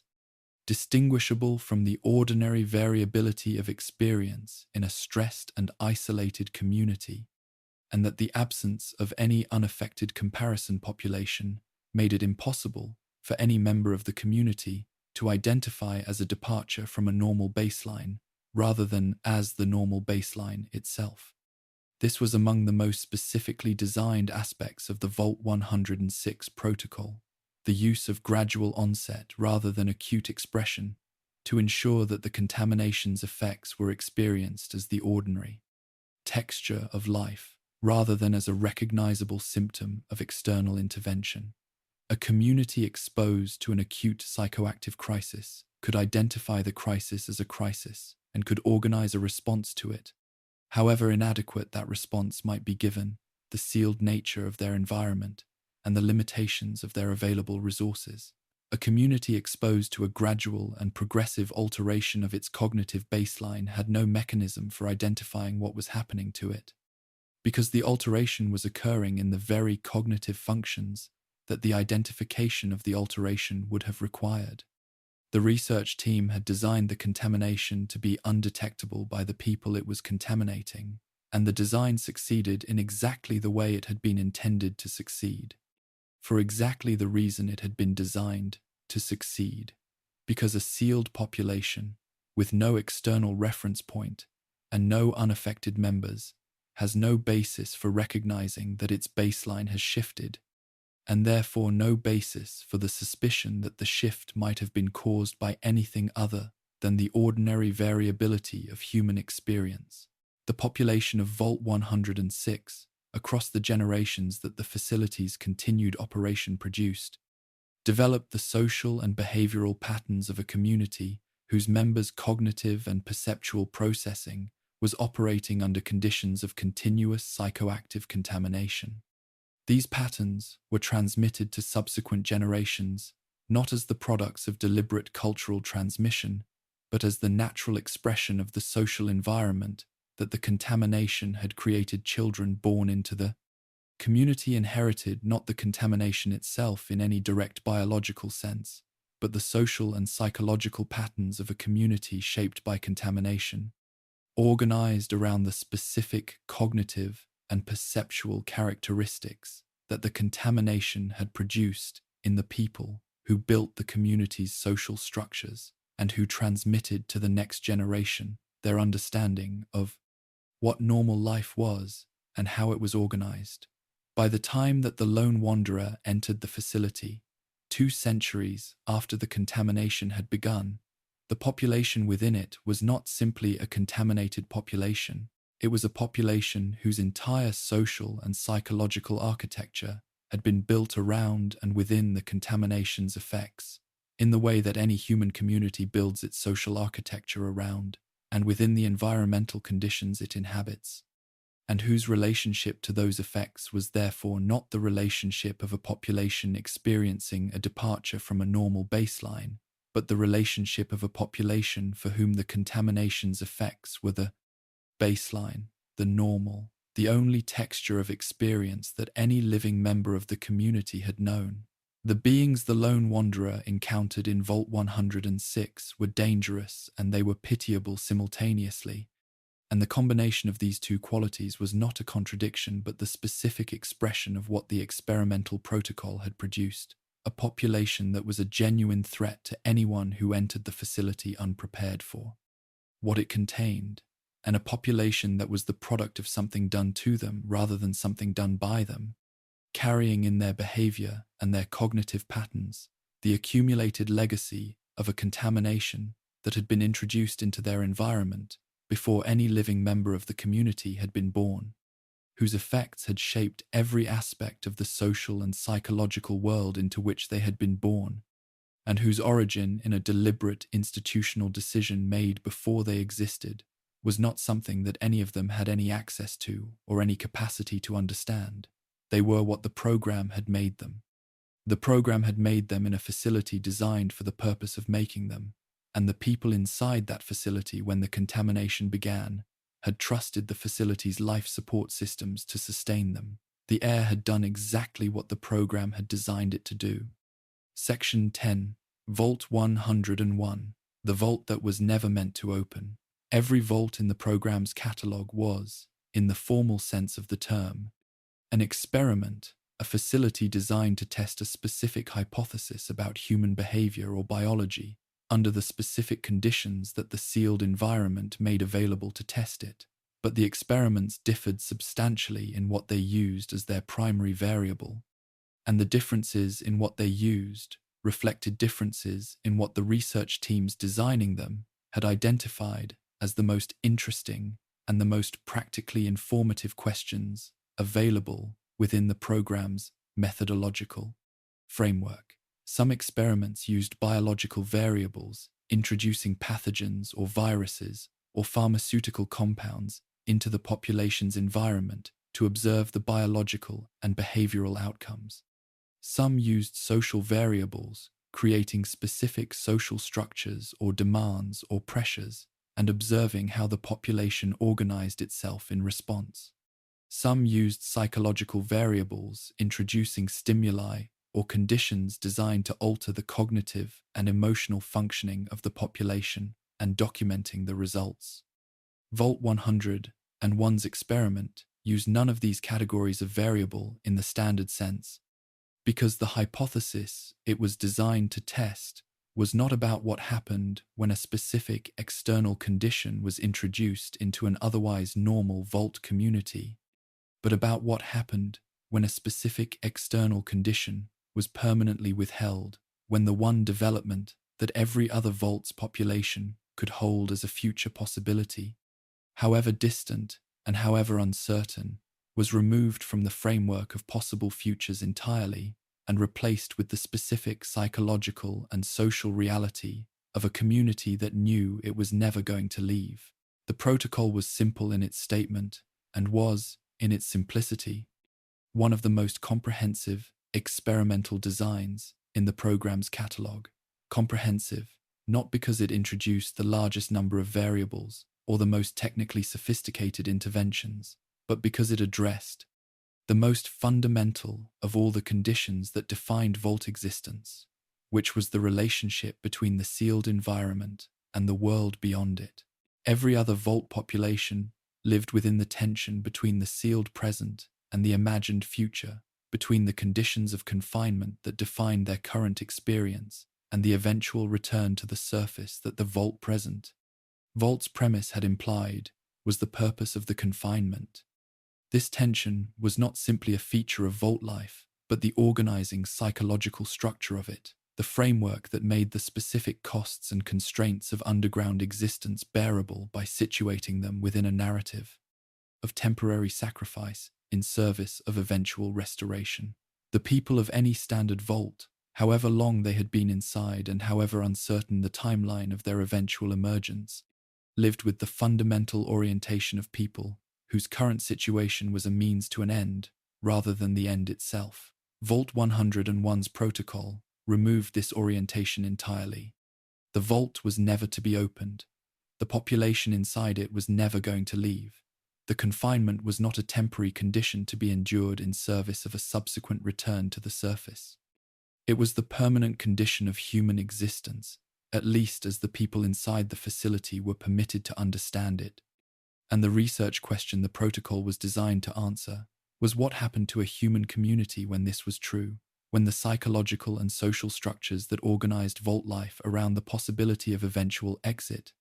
were denied the anchor of that possibility and were required to organize themselves around something else entirely. The population that entered Vault 101 on the morning of October 23rd was drawn from the communities surrounding the facility's location in the capital region, and it was a population assembled by the ordinary mechanisms of vault registration rather than by the specific demographic targeting that some of the program's other experimental designs had employed. There was nothing in the characteristics of the people who entered the facility that the experimental protocol required in its subjects beyond their presence in a sealed environment that the protocol had specified would never be reopened. The research question was general enough that any vault population would serve as an adequate subject population, because what it was studying was not the response of any specific demographic, but the general developmental trajectory of a human community denied the specific psychological resource of anticipated exit. They were ordinary people. They carried their bags through the entrance, and they found their assigned residential spaces, and they began the process of adapting to the vault's physical and social environment in the way that every vault population began that process on the day of the bombing. They did not know, in those first days, that the process they were beginning would not be the temporary adaptation they understood it to be, but the permanent settlement of their lives and their children's lives and their children's children's lives in a space that the institution they had trusted was never going to permit them to leave. The overseer of Vault 101 knew. This was the most fundamental aspect of the asymmetry that characterized the facility's social structure across the entire duration of its experimental operation. The overseer possessed, from the first day the doors closed, complete knowledge of the condition that defined the facility's purpose and that distinguished it from every other vault in the program's catalogue. And the population under the overseer's governance possessed none of this knowledge and had no means of acquiring it through any observation or inquiry that the overseer's authority could not deflect or suppress. The overseer's institutional role in Vault 101 was not the administration of a research protocol, in the sense that some other facilities' overseers administered their protocols, not the management of an intervention introduced at a specific point in the community's development, or the maintenance of a condition that the community's own behavior might otherwise have altered. The overseer's institutional role in Vault 101 was the maintenance of a single, specific, foundational lie. The lie that the vault's closure was a response to surface conditions rather than a permanent institutional specification, and that the authority to determine when those conditions had changed sufficiently to permit the vault's opening rested with the overseer and was being exercised with appropriate caution on behalf of the population's welfare. This lie was not the kind that required elaborate daily construction. It was the kind that required only that a specific truth never be disclosed, that the absence of any announcement of opening be explained as the continued unsuitability of surface conditions, rather than as the expression of a decision made before the bombing. The overseer who maintained this lie was not required to actively deceive the population on a daily basis in the comprehensive way that some other facilities' overseers had been required to manage their population's understanding of their situations. They were required only to maintain the authority that made the explanation available and credible to preserve the institutional position from which the answer to any question about the vault's closure could be given with the weight of administrative legitimacy rather than the weight of honest knowledge. The overseer's authority in Vault 101 was itself the experiment's primary instrument, because it was the authority that the lie depended on, and the authority that the community's continued acceptance of the sealed condition depended on, and its maintenance across the decades and the generations of the vault's operation was both the condition of the experiment's continuation and the evidence that the experiment's hypothesis was being confirmed. The community that developed in Vault 101 across the decades following its sealing developed the specific psychological and social characteristics of a community that had genuinely internalized permanence rather than one that was simply experiencing a particularly extended temporary confinement. This distinction was not visible in the early years of the Vault's operation, because the early years of any Vault's operation resembled the early years of an anticipated, extended stay, rather than the beginning of a permanent settlement. The social structures and the cultural practices and the past of any Vault's psychological orientations that a community in the early stages of Vault life developed were not specifically shaped by whether that community expected eventually to leave, because in the early stages, the expectation of eventual departure was present in every community, regardless of whether the expectation was accurate. The distinction became visible across generations in the specific ways that the children of Vault 101 related to the outside world, not as the children of other Vault populations related to it, through the stories and the memories and the inherited yearning of parents and grandparents who had experienced the surface and who transmitted their experience through the specific emotional register of people who had lost something,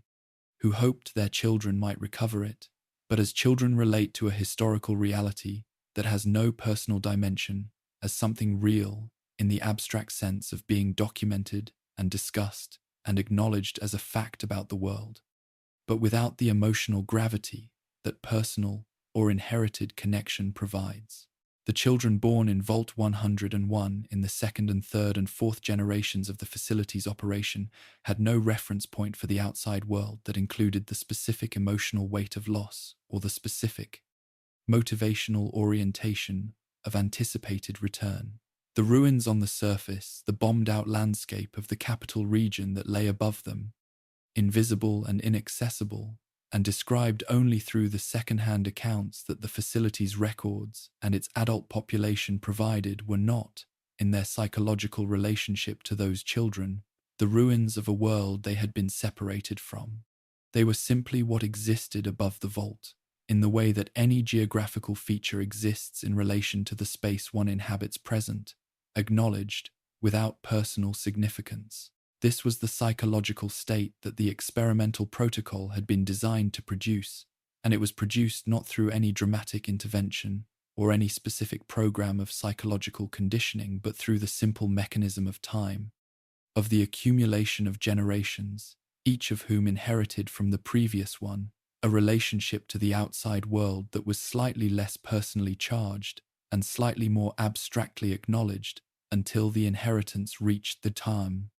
specific form that permanent sealed existence tends to produce in the human beings who have never known anything else. The skills and the knowledge that Vault 101's population developed and transmitted across generations reflected the specific priorities of a community that understood its situation as permanent. The practical knowledge of vault maintenance, the understanding of the life support systems, the water recyclers, the electrical infrastructure, the structural management of a sealed underground space was transmitted with the specificity and the seriousness of knowledge that was not supplementary to some broader set of survival skills, but was the entire foundation of continued existence. The educational programs that the Vault had developed for its children taught the knowledge that the Vault required, supplemented by enough of the pre-war cultural inheritance to maintain a framework of historical context and literary and scientific understanding, but organized around the practical demands of permanent underground living in a way that no Vault, whose population anticipated eventual surface return, would have needed to organize its education. The curriculum was the curriculum of settlement rather than of temporary refuge, and the children who completed it were prepared for the specific world they had been born into with a thoroughness that reflected how completely the community had accepted the premise of its permanent condition. The overseer system in Vault 101 was not simply a governance arrangement, but the institutional expression of the experimental protocol's core requirement, the maintenance of the authority from which the lie of conditional closure derived its credibility, and the transmission of that authority across the generations of overseers who would succeed the original. The selection and training of each overseer within the facility's internal governance structure was organized around the requirement of the role, the specific knowledge of the Vault's true situation that each overseer needed to possess, combined with the specific capacity for managing that knowledge in relation to the population it affected, which meant the specific capacity for maintaining authority in the face of questions whose honest answers would have undermined that authority.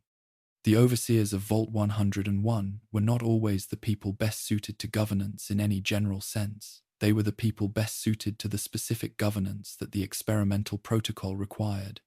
which was governance organized around the management of a foundational deception that the community's stability depended on, and that the overseer's authority was the primary mechanism for sustaining. The relationship between the overseer and the medical staff of Vault 101, documented in the facility's records, illustrated the specific tensions that the protocol's requirements produced within the facility's institutional structure.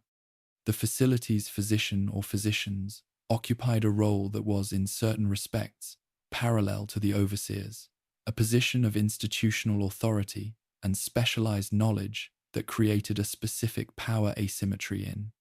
in relation to the general population, but that was organized around the welfare of the population, in a way that the overseer's role was specifically not. The medical staff's obligation to the patients under their care was the obligation of honest diagnosis and honest treatment, the obligation to know what was true about a patient's condition and to communicate that truth in ways that served the patient's interests. The overseer's obligation to the population under their governance was the obligation of the experimental protocol to know what was true about the Vault's situation and to manage that knowledge in ways that served the research rather than the population's interests. The tension between these two orientations was managed differently in different periods of the facility's operation and by different individuals occupying each role. But the tension itself was a permanent structural feature of the institutional environment that the experimental design had created, and the specific ways in which it expressed itself in the relationships between the individuals who held these roles at any given moment were among the more human and more revealing aspects of what the Vault 101 archive preserved. The departure of a single inhabitant, the event that disrupted the long-maintained stability of the experimental condition and that initiated the crisis, whose resolution included the opening of the door that had been sealed for. The duration of the facility's operation was not a dramatic institutional failure or the product of any deliberate, organized challenge to the overseer's authority. It was the expression of individual motivation operating within the specific institutional constraints that the facility's design had created and finding. In the specific circumstances of a particular moment in the facility's history, a gap between what those constraints required and what they could enforce. The person who left Vault 101 left because they had a reason to leave that was specific to them, and that the overseer's authority, whatever form the overseer's response to the departure took, was ultimately insufficient to prevent. The departure was not a political act in the sense of being organized around a challenge to the authority structure as such. It was a personal act that had political consequences, consequences that unfolded not because of what the departure itself expressed, but because of what it demonstrated, which was that the exit was possible. The community of Vault 101, confronted with the demonstration that the vault could be left and that at least one of its members had left it, was confronted simultaneously with every implication that this demonstration carried. The authority of the overseer rested on the claim that the vault's continued closure reflected a judgment about surface conditions, a judgment that the overseer was positioned to make on the population's behalf, and that the authority of the overseer population had no independent means of verifying or challenging. The departure of a community member who had decided that their own judgment about the acceptability of surface conditions outweighed the overseer's institutional claim to make that judgment on everyone's behalf was not simply an individual act, but an epistemological event, an event that changed what the community knew about the relationship between the overseer's authority and the actual conditions that authority claimed to be managing. A community member had left. The community member had survived the departure, or at least had not immediately perished in a way that would have confirmed the narrative of surface uninhabitability that the overseer's closure rationale depended upon. The demonstration was not comprehensive proof that the surface was safe, but it was the first independent evidence the community had received about the surface in the entire duration of the facility's sealed operation, and it was evidence that the overseer's authority could not easily incorporate into the framework of justified closure that it had been maintaining. The violence that followed between those who supported the overseer's authority and its enforcement of the facility's sealed condition, and those who, having received the demonstration that departure was possible, concluded that the authority's claim on their compliance was no longer adequate to the specific costs that compliance imposed, was not the violence of a community that had been waiting for the opportunity to rebel against an other, oppressive authority. It was the violence of a community whose foundational social contract had been suddenly and irrevocably altered by a single event, whose members had understood their situation in one framework for their entire lives, and who were now being required to understand it in a different framework, without any of the preparation or the social infrastructure that the transition between frameworks required, and whose specific history of Vault 101, its long-maintained stability, its generations of accumulated social investments in the existing authority structure, its complete absence of the experience of external threat that might have united the community in the face of internal division, made the transition particularly abrupt, and the violence that attended it particularly difficult to contain. The vault had been organized for a very long time around the requirement that everyone remain inside it. When the question of whether everyone was required to remain inside it became genuinely open, the social structures built around the closed answer had nothing adequate to offer the community that now needed to navigate an open one. What the lone wanderer who left Vault 101 carried into the capital wasteland was not simply the specific knowledge and capability that the vault's education and the vault's protection had produced in them across the years of their upbringing. They carried the specific psychological formation of a person who had grown up in the specific community that the Vault 101 experimental protocol had created, a person whose entire developmental context had been the permanent settlement that the protocol had designed, and whose encounter with the outside world was therefore the encounter of someone who had been prepared for a world that did not exist by an institution that had known the world they were. Entering was not the world they had been prepared for. The gap between the formation and the reality was one that the capital wasteland offered no patience for and no guidance through. It was simply there to be navigated with whatever the vault had actually managed to provide and whatever the wasteland was willing to offer in exchange for the engagement it required. Section 11. The Overseers. Complicity, conscience, and the weight of institutional knowledge. The overseer stood at the point where the Vault program's institutional architecture was most concentrated in a single human being, and the specific demands of that position, the knowledge it required, the authority it granted, the specific moral character of the relationship it created between the person who held it and the people over whom it was held, make the overseer's position the most revealing lens available for understanding what the program actually was when it was expressed, not in the abstract language of research protocols and institutional design, but in the lived reality of specific people making specific decisions in specific circumstances, with specific knowledge of what those decisions meant. Every vault's history can be understood at the level of experimental design as the specification of a protocol, the assembly of a population, the collection and documentation of research outcomes. But every vault's history can also be understood at the level of the human being who was present throughout it,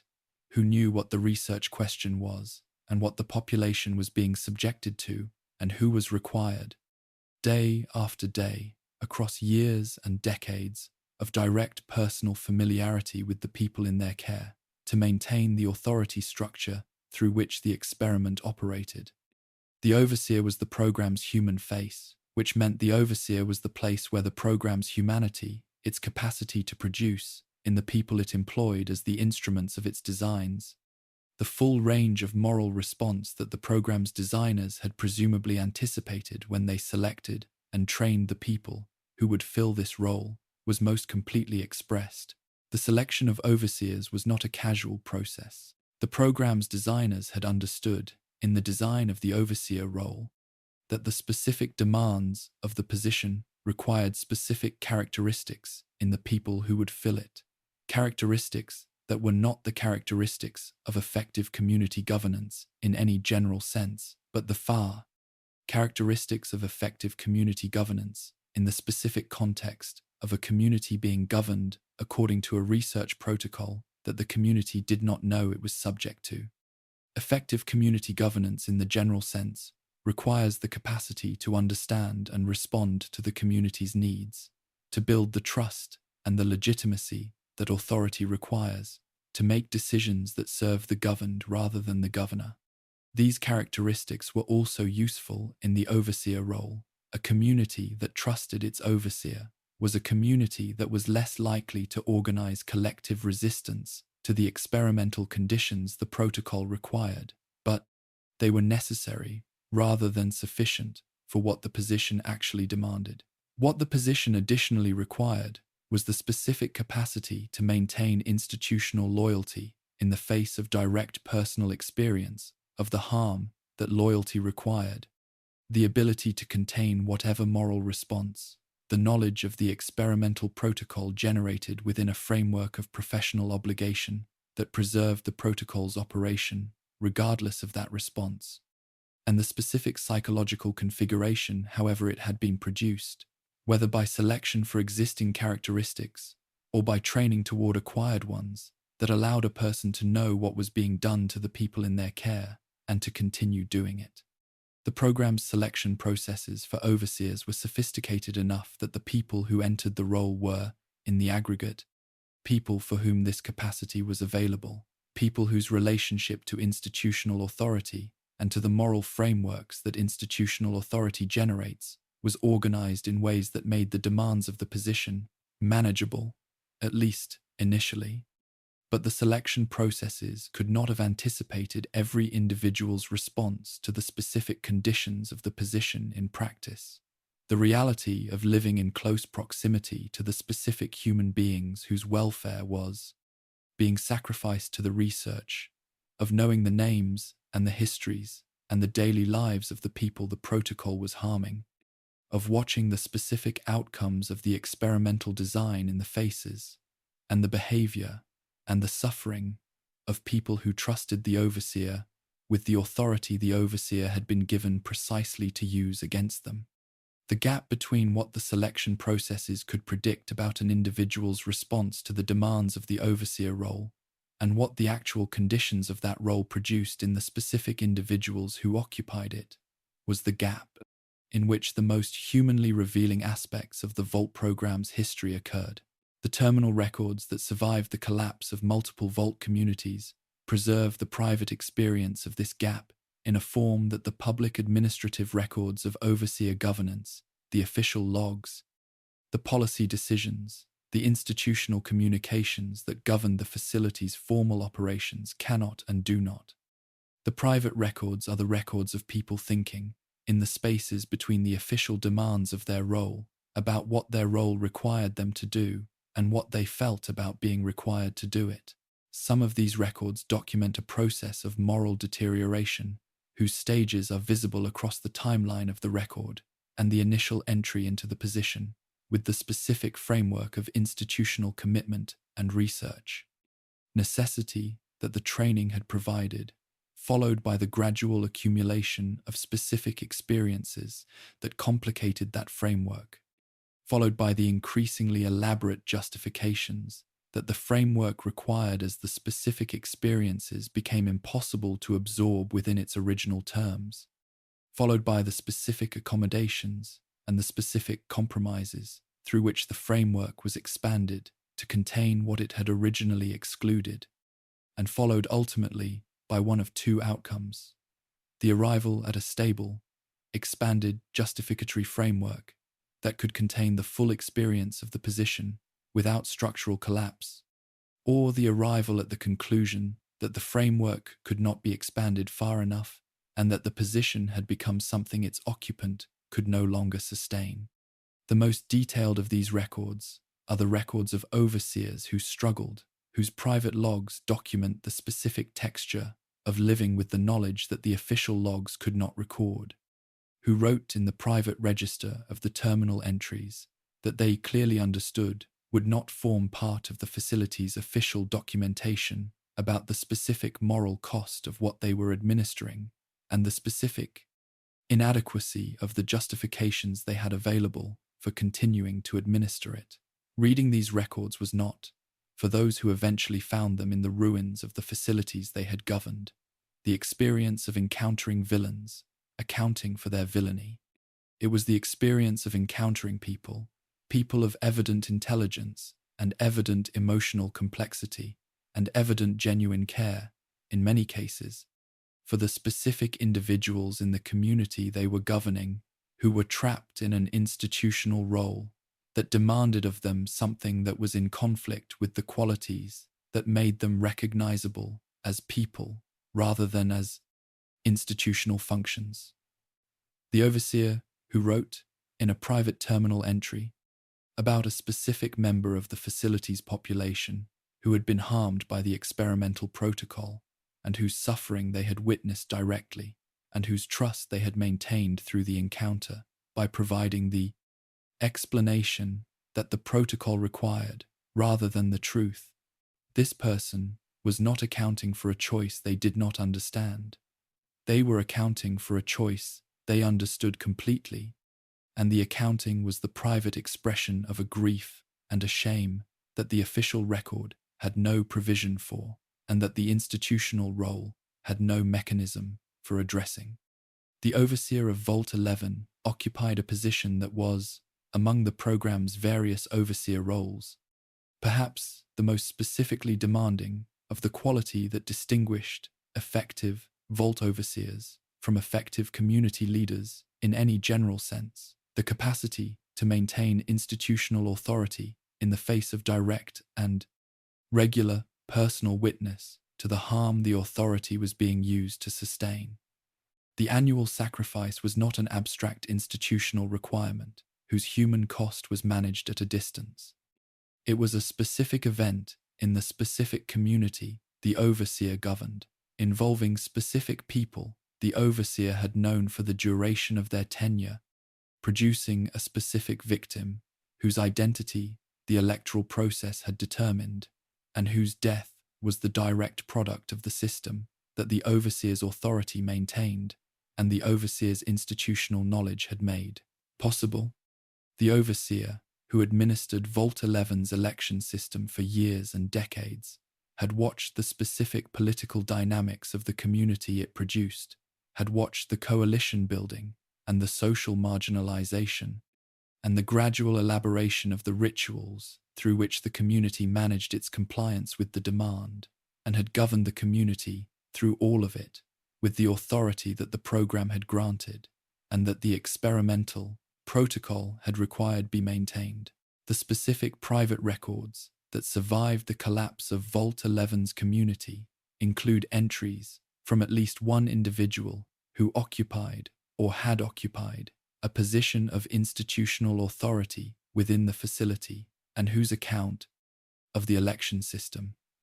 and its outcomes was organized not around the clinical language of research documentation, but around the specific moral reality of what the elections had produced in specific people the account's author had known. The entries do not read like the confessions of someone who had participated in atrocity and was accounting for it in retrospect. They read like the ongoing private record of someone who was attempting, across years of entries, to find a language and a framework adequate to the experience of what they were part of and who was discovering, entry after entry, that the frameworks available to them were not adequate, not the framework of research necessity, not the framework of collective survival, not the framework of institutional obligation, not the framework of the community's own democratic process, and who continued, in the absence of adequate frameworks, to participate anyway. The participation and the inability to justify the participation existed simultaneously in these records, and the simultaneity was among the more honest documentations of what the Vault program's most harmful designs actually required of the human beings who administered them, not the suppression of moral awareness, but the continuation of institutional function in the face of moral awareness that had arrived at conclusions incompatible with that function, and that had proven, in the specific circumstances of the sealed environment and the institutional role, insufficient to stop it. The overseers of vaults, whose experimental protocols were less immediately harmful, faced a different version of the same fundamental challenge, and the variation across the full range of overseer experiences, preserved in the program's surviving archive, illustrated the full spectrum of what the institutional role produced in the specific individuals who occupied it. Some records document overseers who had arrived at a genuine belief in the importance of the research being conducted, who had internalized the program's institutional framing of its own purposes, to the point where the harm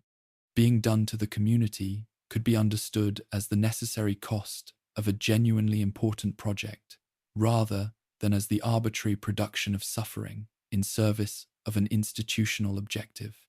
These records are not the records of people performing a conviction they did not feel.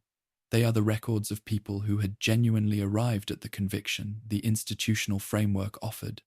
through whatever combination of training and selection, and the specific psychological processes by which institutional frameworks become personal beliefs when the institution is the primary context of a person's professional, social existence. The conviction was real. The harm was also real. Both were simultaneously present in the same records, produced by the same people, and the specific combination of genuine conviction and genuine harm in the same institutional actor was itself one of the more revealing aspects of what the Vault program's design had been capable of producing in the people it employed. Other records documented overseers who appear to have experienced neither struggle nor conviction, but simply the professional performance of an institutional role. People whose engagement with the experimental protocol and its effects on the community in their care was organized around the administrative demands of the position, rather than around any personal moral relationship with what those demands required.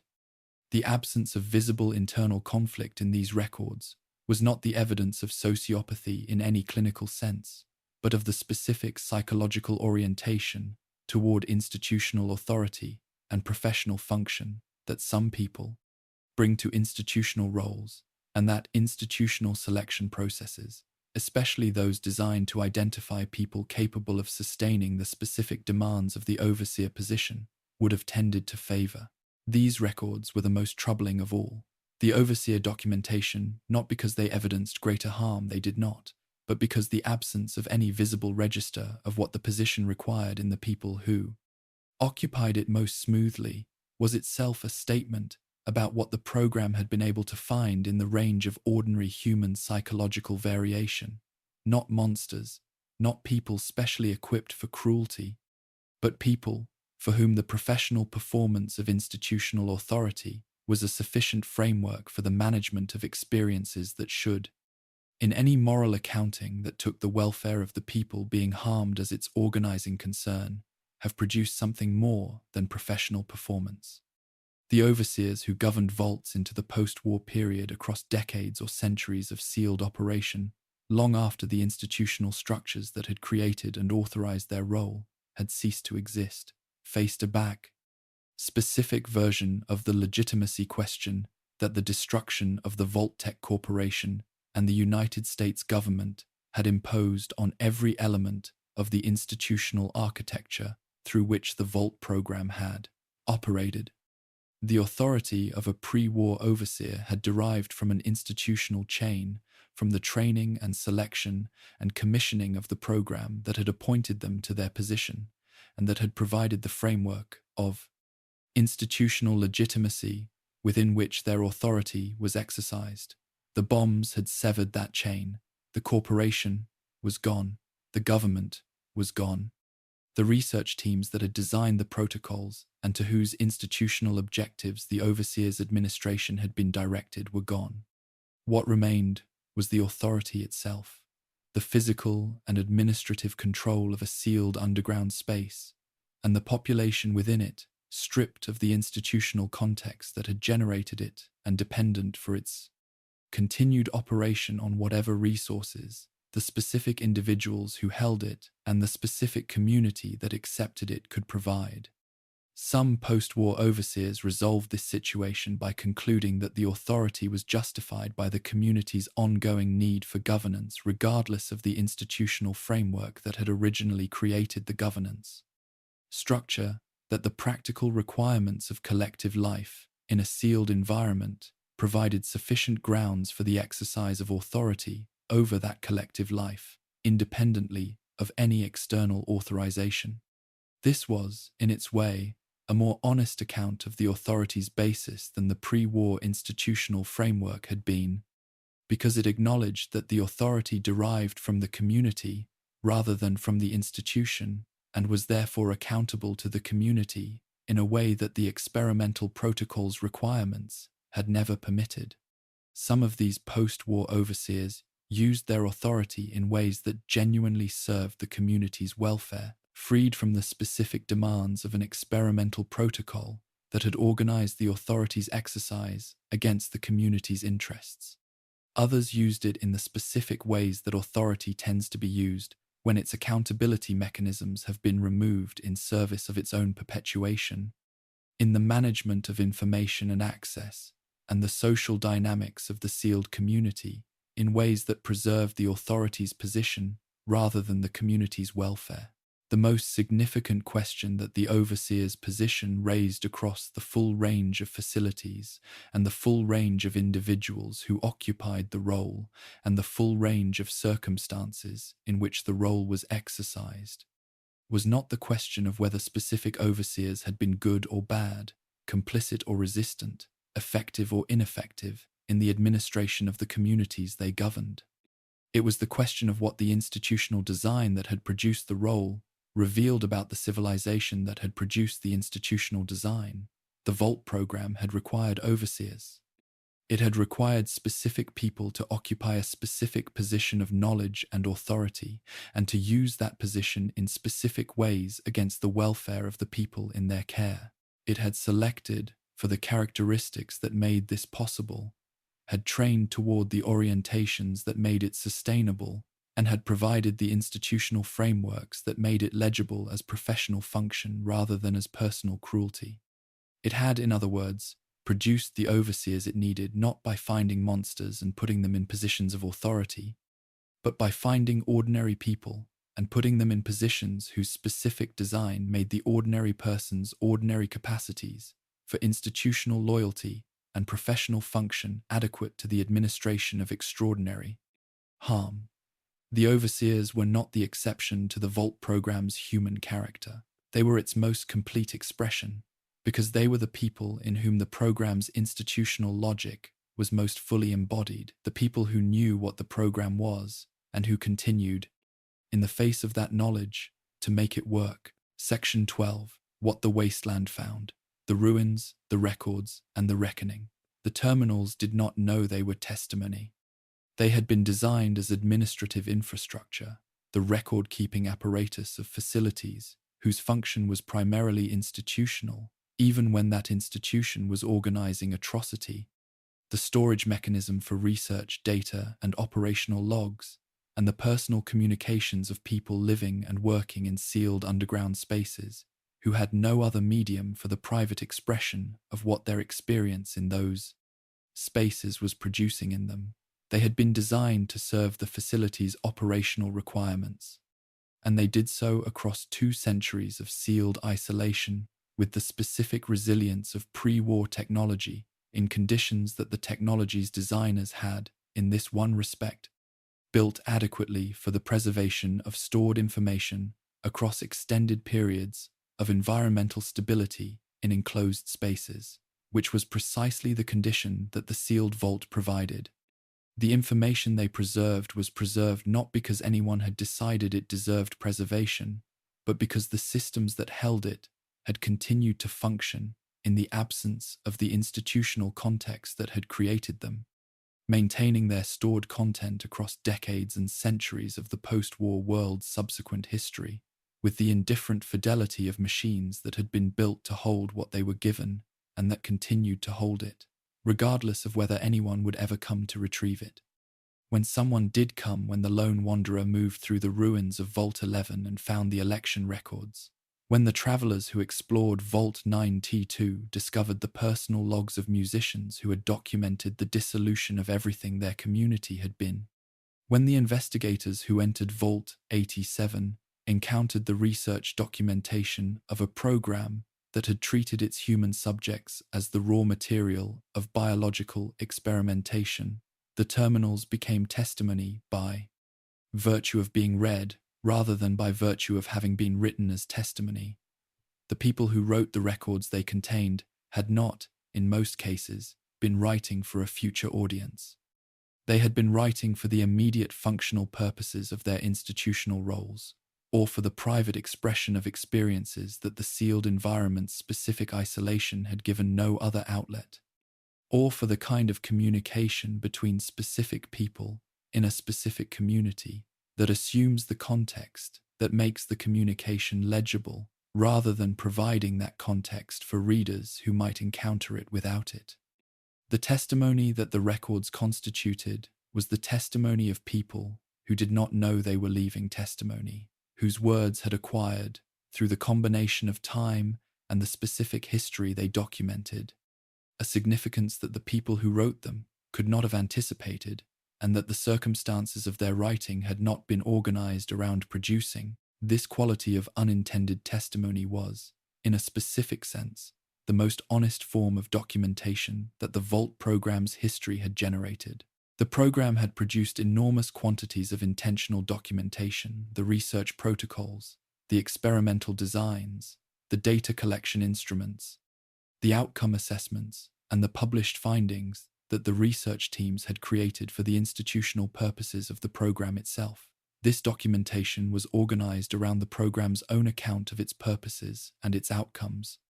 written in the institutional language that the program had developed for representing its work to itself and to the governmental and corporate authorities to which it was accountable.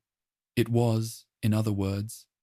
documentation that the program had controlled, whose framing and content had been shaped by the institutional interests of the people producing it, and that represented the program's activities in the terms the program had selected for their representation. The terminal records that the wasteland's explorers found in the ruins of the facilities were not controlled in this way.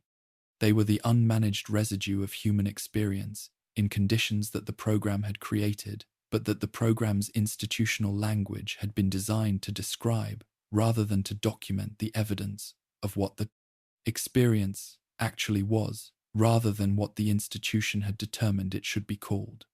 The experience of reading those records, of moving through the physical spaces where the events they documented had occurred while reading the words of the people to whom those events had been immediate reality, was one that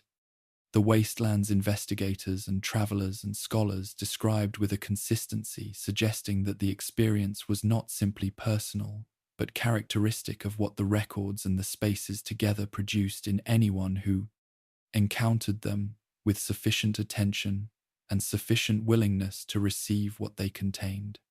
It was not the experience of encountering historical horror in the detached sense that the academic study of atrocity sometimes permits the engagement with documented suffering at a sufficient remove of time and space that the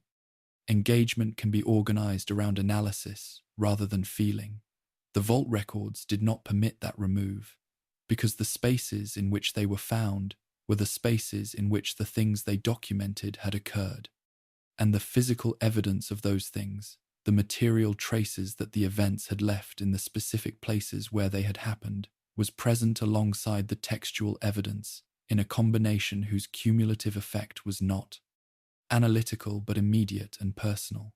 You were in the room where the election had been held. You were reading the log of the person who had cast the ballot.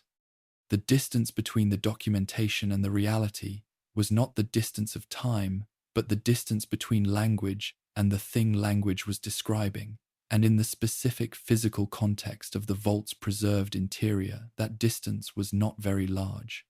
The physical evidence that accompanied the records completed the testimony that the records alone could not fully constitute. The election chambers of Vault 11 communicated something that no account of the election system, however detailed,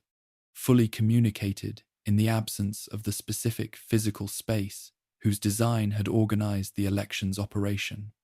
The arrangement of the voting stations, the configuration of the count displays,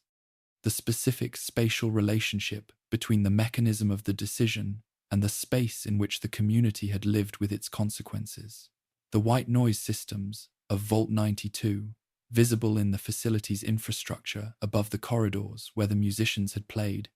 communicated something about the relationship between the benign appearance of administrative systems and the specific harm that administrative systems could be designed to produce that the terminal record's clinical documentation of. The subliminal frequencies did not fully convey in the absence of the physical evidence of how ordinary those systems looked. The FEV vats of Vault 87, still operational in the period of the Lone Wanderer's investigation,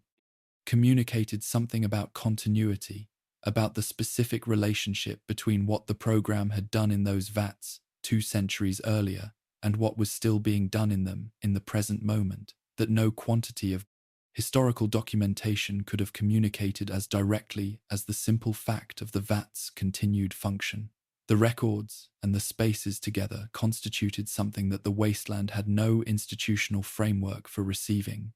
because the wasteland had no institutions adequate to the scale of what the records documented, and no mechanisms for the formal attribution of responsibility that the documentation warranted.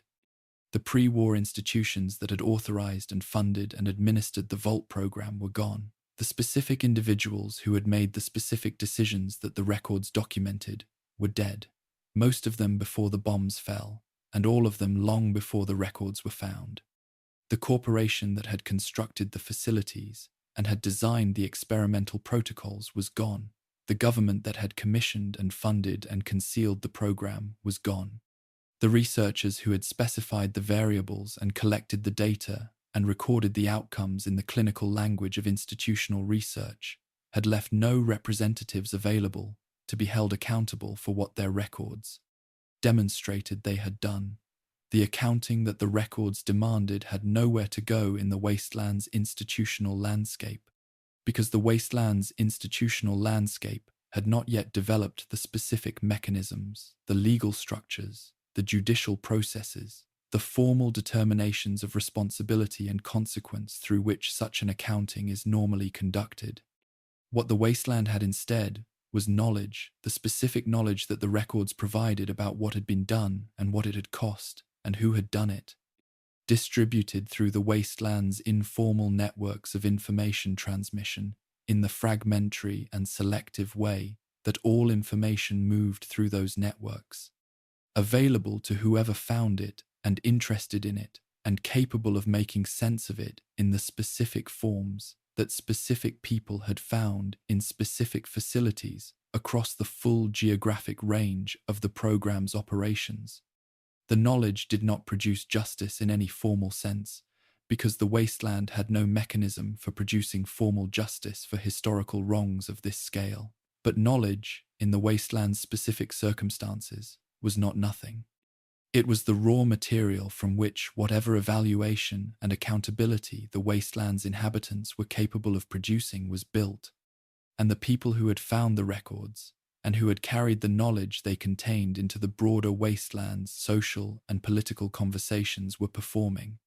In the absence of any institutional mechanism for the work, the function of witness bearing testimony to what had been done in the sealed spaces below the surface of the broken world, in the name of the people who had been inside those spaces and who had left the records that made the testimony possible. The communities that had emerged from the vaults, the survivors of facilities whose populations had not been entirely destroyed by their experimental protocols, the descendants of those survivors across the generations that the post-war period had produced, the specific social and psychological formations that specific facilities had generated in the people who had inhabited them, carried the program's legacy not only in their knowledge of what had been done, but in the specific ways that the program's designs had shaped the communities and the people it had produced. The ghouls of Necropolis had been what they were because of Vault 12.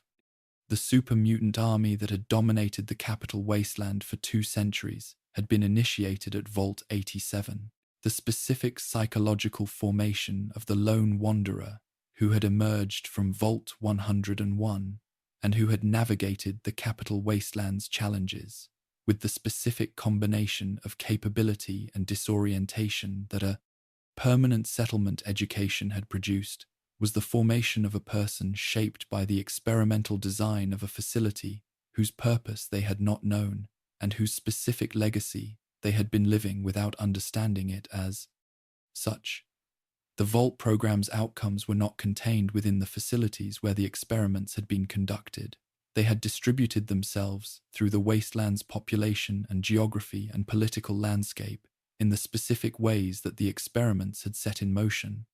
and 2 centuries of post-war history had been shaped by those distributions in ways that the wasteland's inhabitants negotiated daily without always having the knowledge of the distribution's origins that would have made the negotiation fully legible. The new California Republic's political landscape in the period of the Second Games events had been shaped in part by the specific history of what Mariposa and the Vault program had produced in California's post-war ecology, the super-mutant presence in the region, the ghoul communities that had established themselves across California's geography, the specific political questions about personhood and citizenship that these presences had forced onto the Republic's developing institutional agenda. The Republic had not been founded by people who understood the full scope of the Vault program's design, but it had been founded by people who were living in the specific world that the program's designs had helped to produce, and the specific challenges it had faced in developing adequate responses to that world reflected the program's legacy as surely as any more direct inheritance. The Brotherhood of Steel's institutional obsession with the control of advanced technology, with the containment of the specific forms of power that the pre-war world's military-industrial complex had developed, and then failed to adequately manage, was not simply an organizational philosophy arrived at through abstract reasoning. It was a response to the specific history of what the pre-war world's advanced technology had done when it had been inadequately managed, and the Vault program was part of the history that response was organized against, part of the evidence that had convinced Roger Maxson and the organization he had founded that the institutions of the pre-war world had forfeited their claim on the trust of anyone who understood what they had actually done with the power they had accumulated. What the wasteland found in the vaults, taken in its full scope across the full range of facilities that the program had operated and that the post-war world had subsequently discovered, was the most complete available documentation of what the civilization that had built the wasteland had actually been, not what it had claimed to be, not what its public institutions had presented as its values and its organizing principles, but what it had been willing to do when the resources and the institutional architecture and the specific combination of power and concealment had been available to do it. The gap between those two things, between the civilization's claimed values and its demonstrated willingness, was not a peripheral or incidental feature of the pre-war world's character. It was a central and defining feature, visible in the resource wars and the political corruption and the institutional betrayals of the pre-war period's final decades, and visible, most completely and most honestly, in the sealed spaces below the surface, where the most comprehensive documentation of that willingness had been produced and preserved across 2 centuries of the world's subsequent transformation. The people who had trusted the Vault program's promise had trusted it in good faith, with the information available to them, in circumstances that made trust the rational response to what they knew,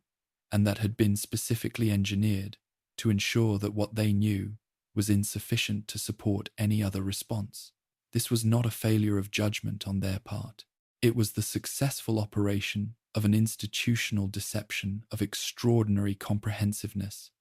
maintained across years and decades of the pre-war world's final period, with the professional competence that institutional commitment to a clear objective makes available. The people who entered the vaults deserved better than what they received, in the specific sense that every person who trusts an institution with something as fundamental as their survival and the survival of their children deserves an institution that is actually organized around the welfare it claims to be. Organized around. They did not receive what they deserved. The records they left in the terminals of the facilities they had trusted document, with the specific precision of unintended testimony, exactly what they received instead. Rest now, wanderer. The records have been read. The rooms have been walked through. The names of the people who were inside those doors, the musicians who carried their instruments into a facility that was designed to destroy the community those instruments had helped to build. The parents who brought their children into a school-fronted entrance, believing that an educational institution's familiar walls were the most honest possible indication of an institution's purposes. The families who crowded through an entrance in Bakersfield as the fallout began to arrive through a door that the program had engineered to fail, those names are not all recoverable now. The terminal records preserved some of them and not others, and the 2 centuries that have passed since the doors closed have not been,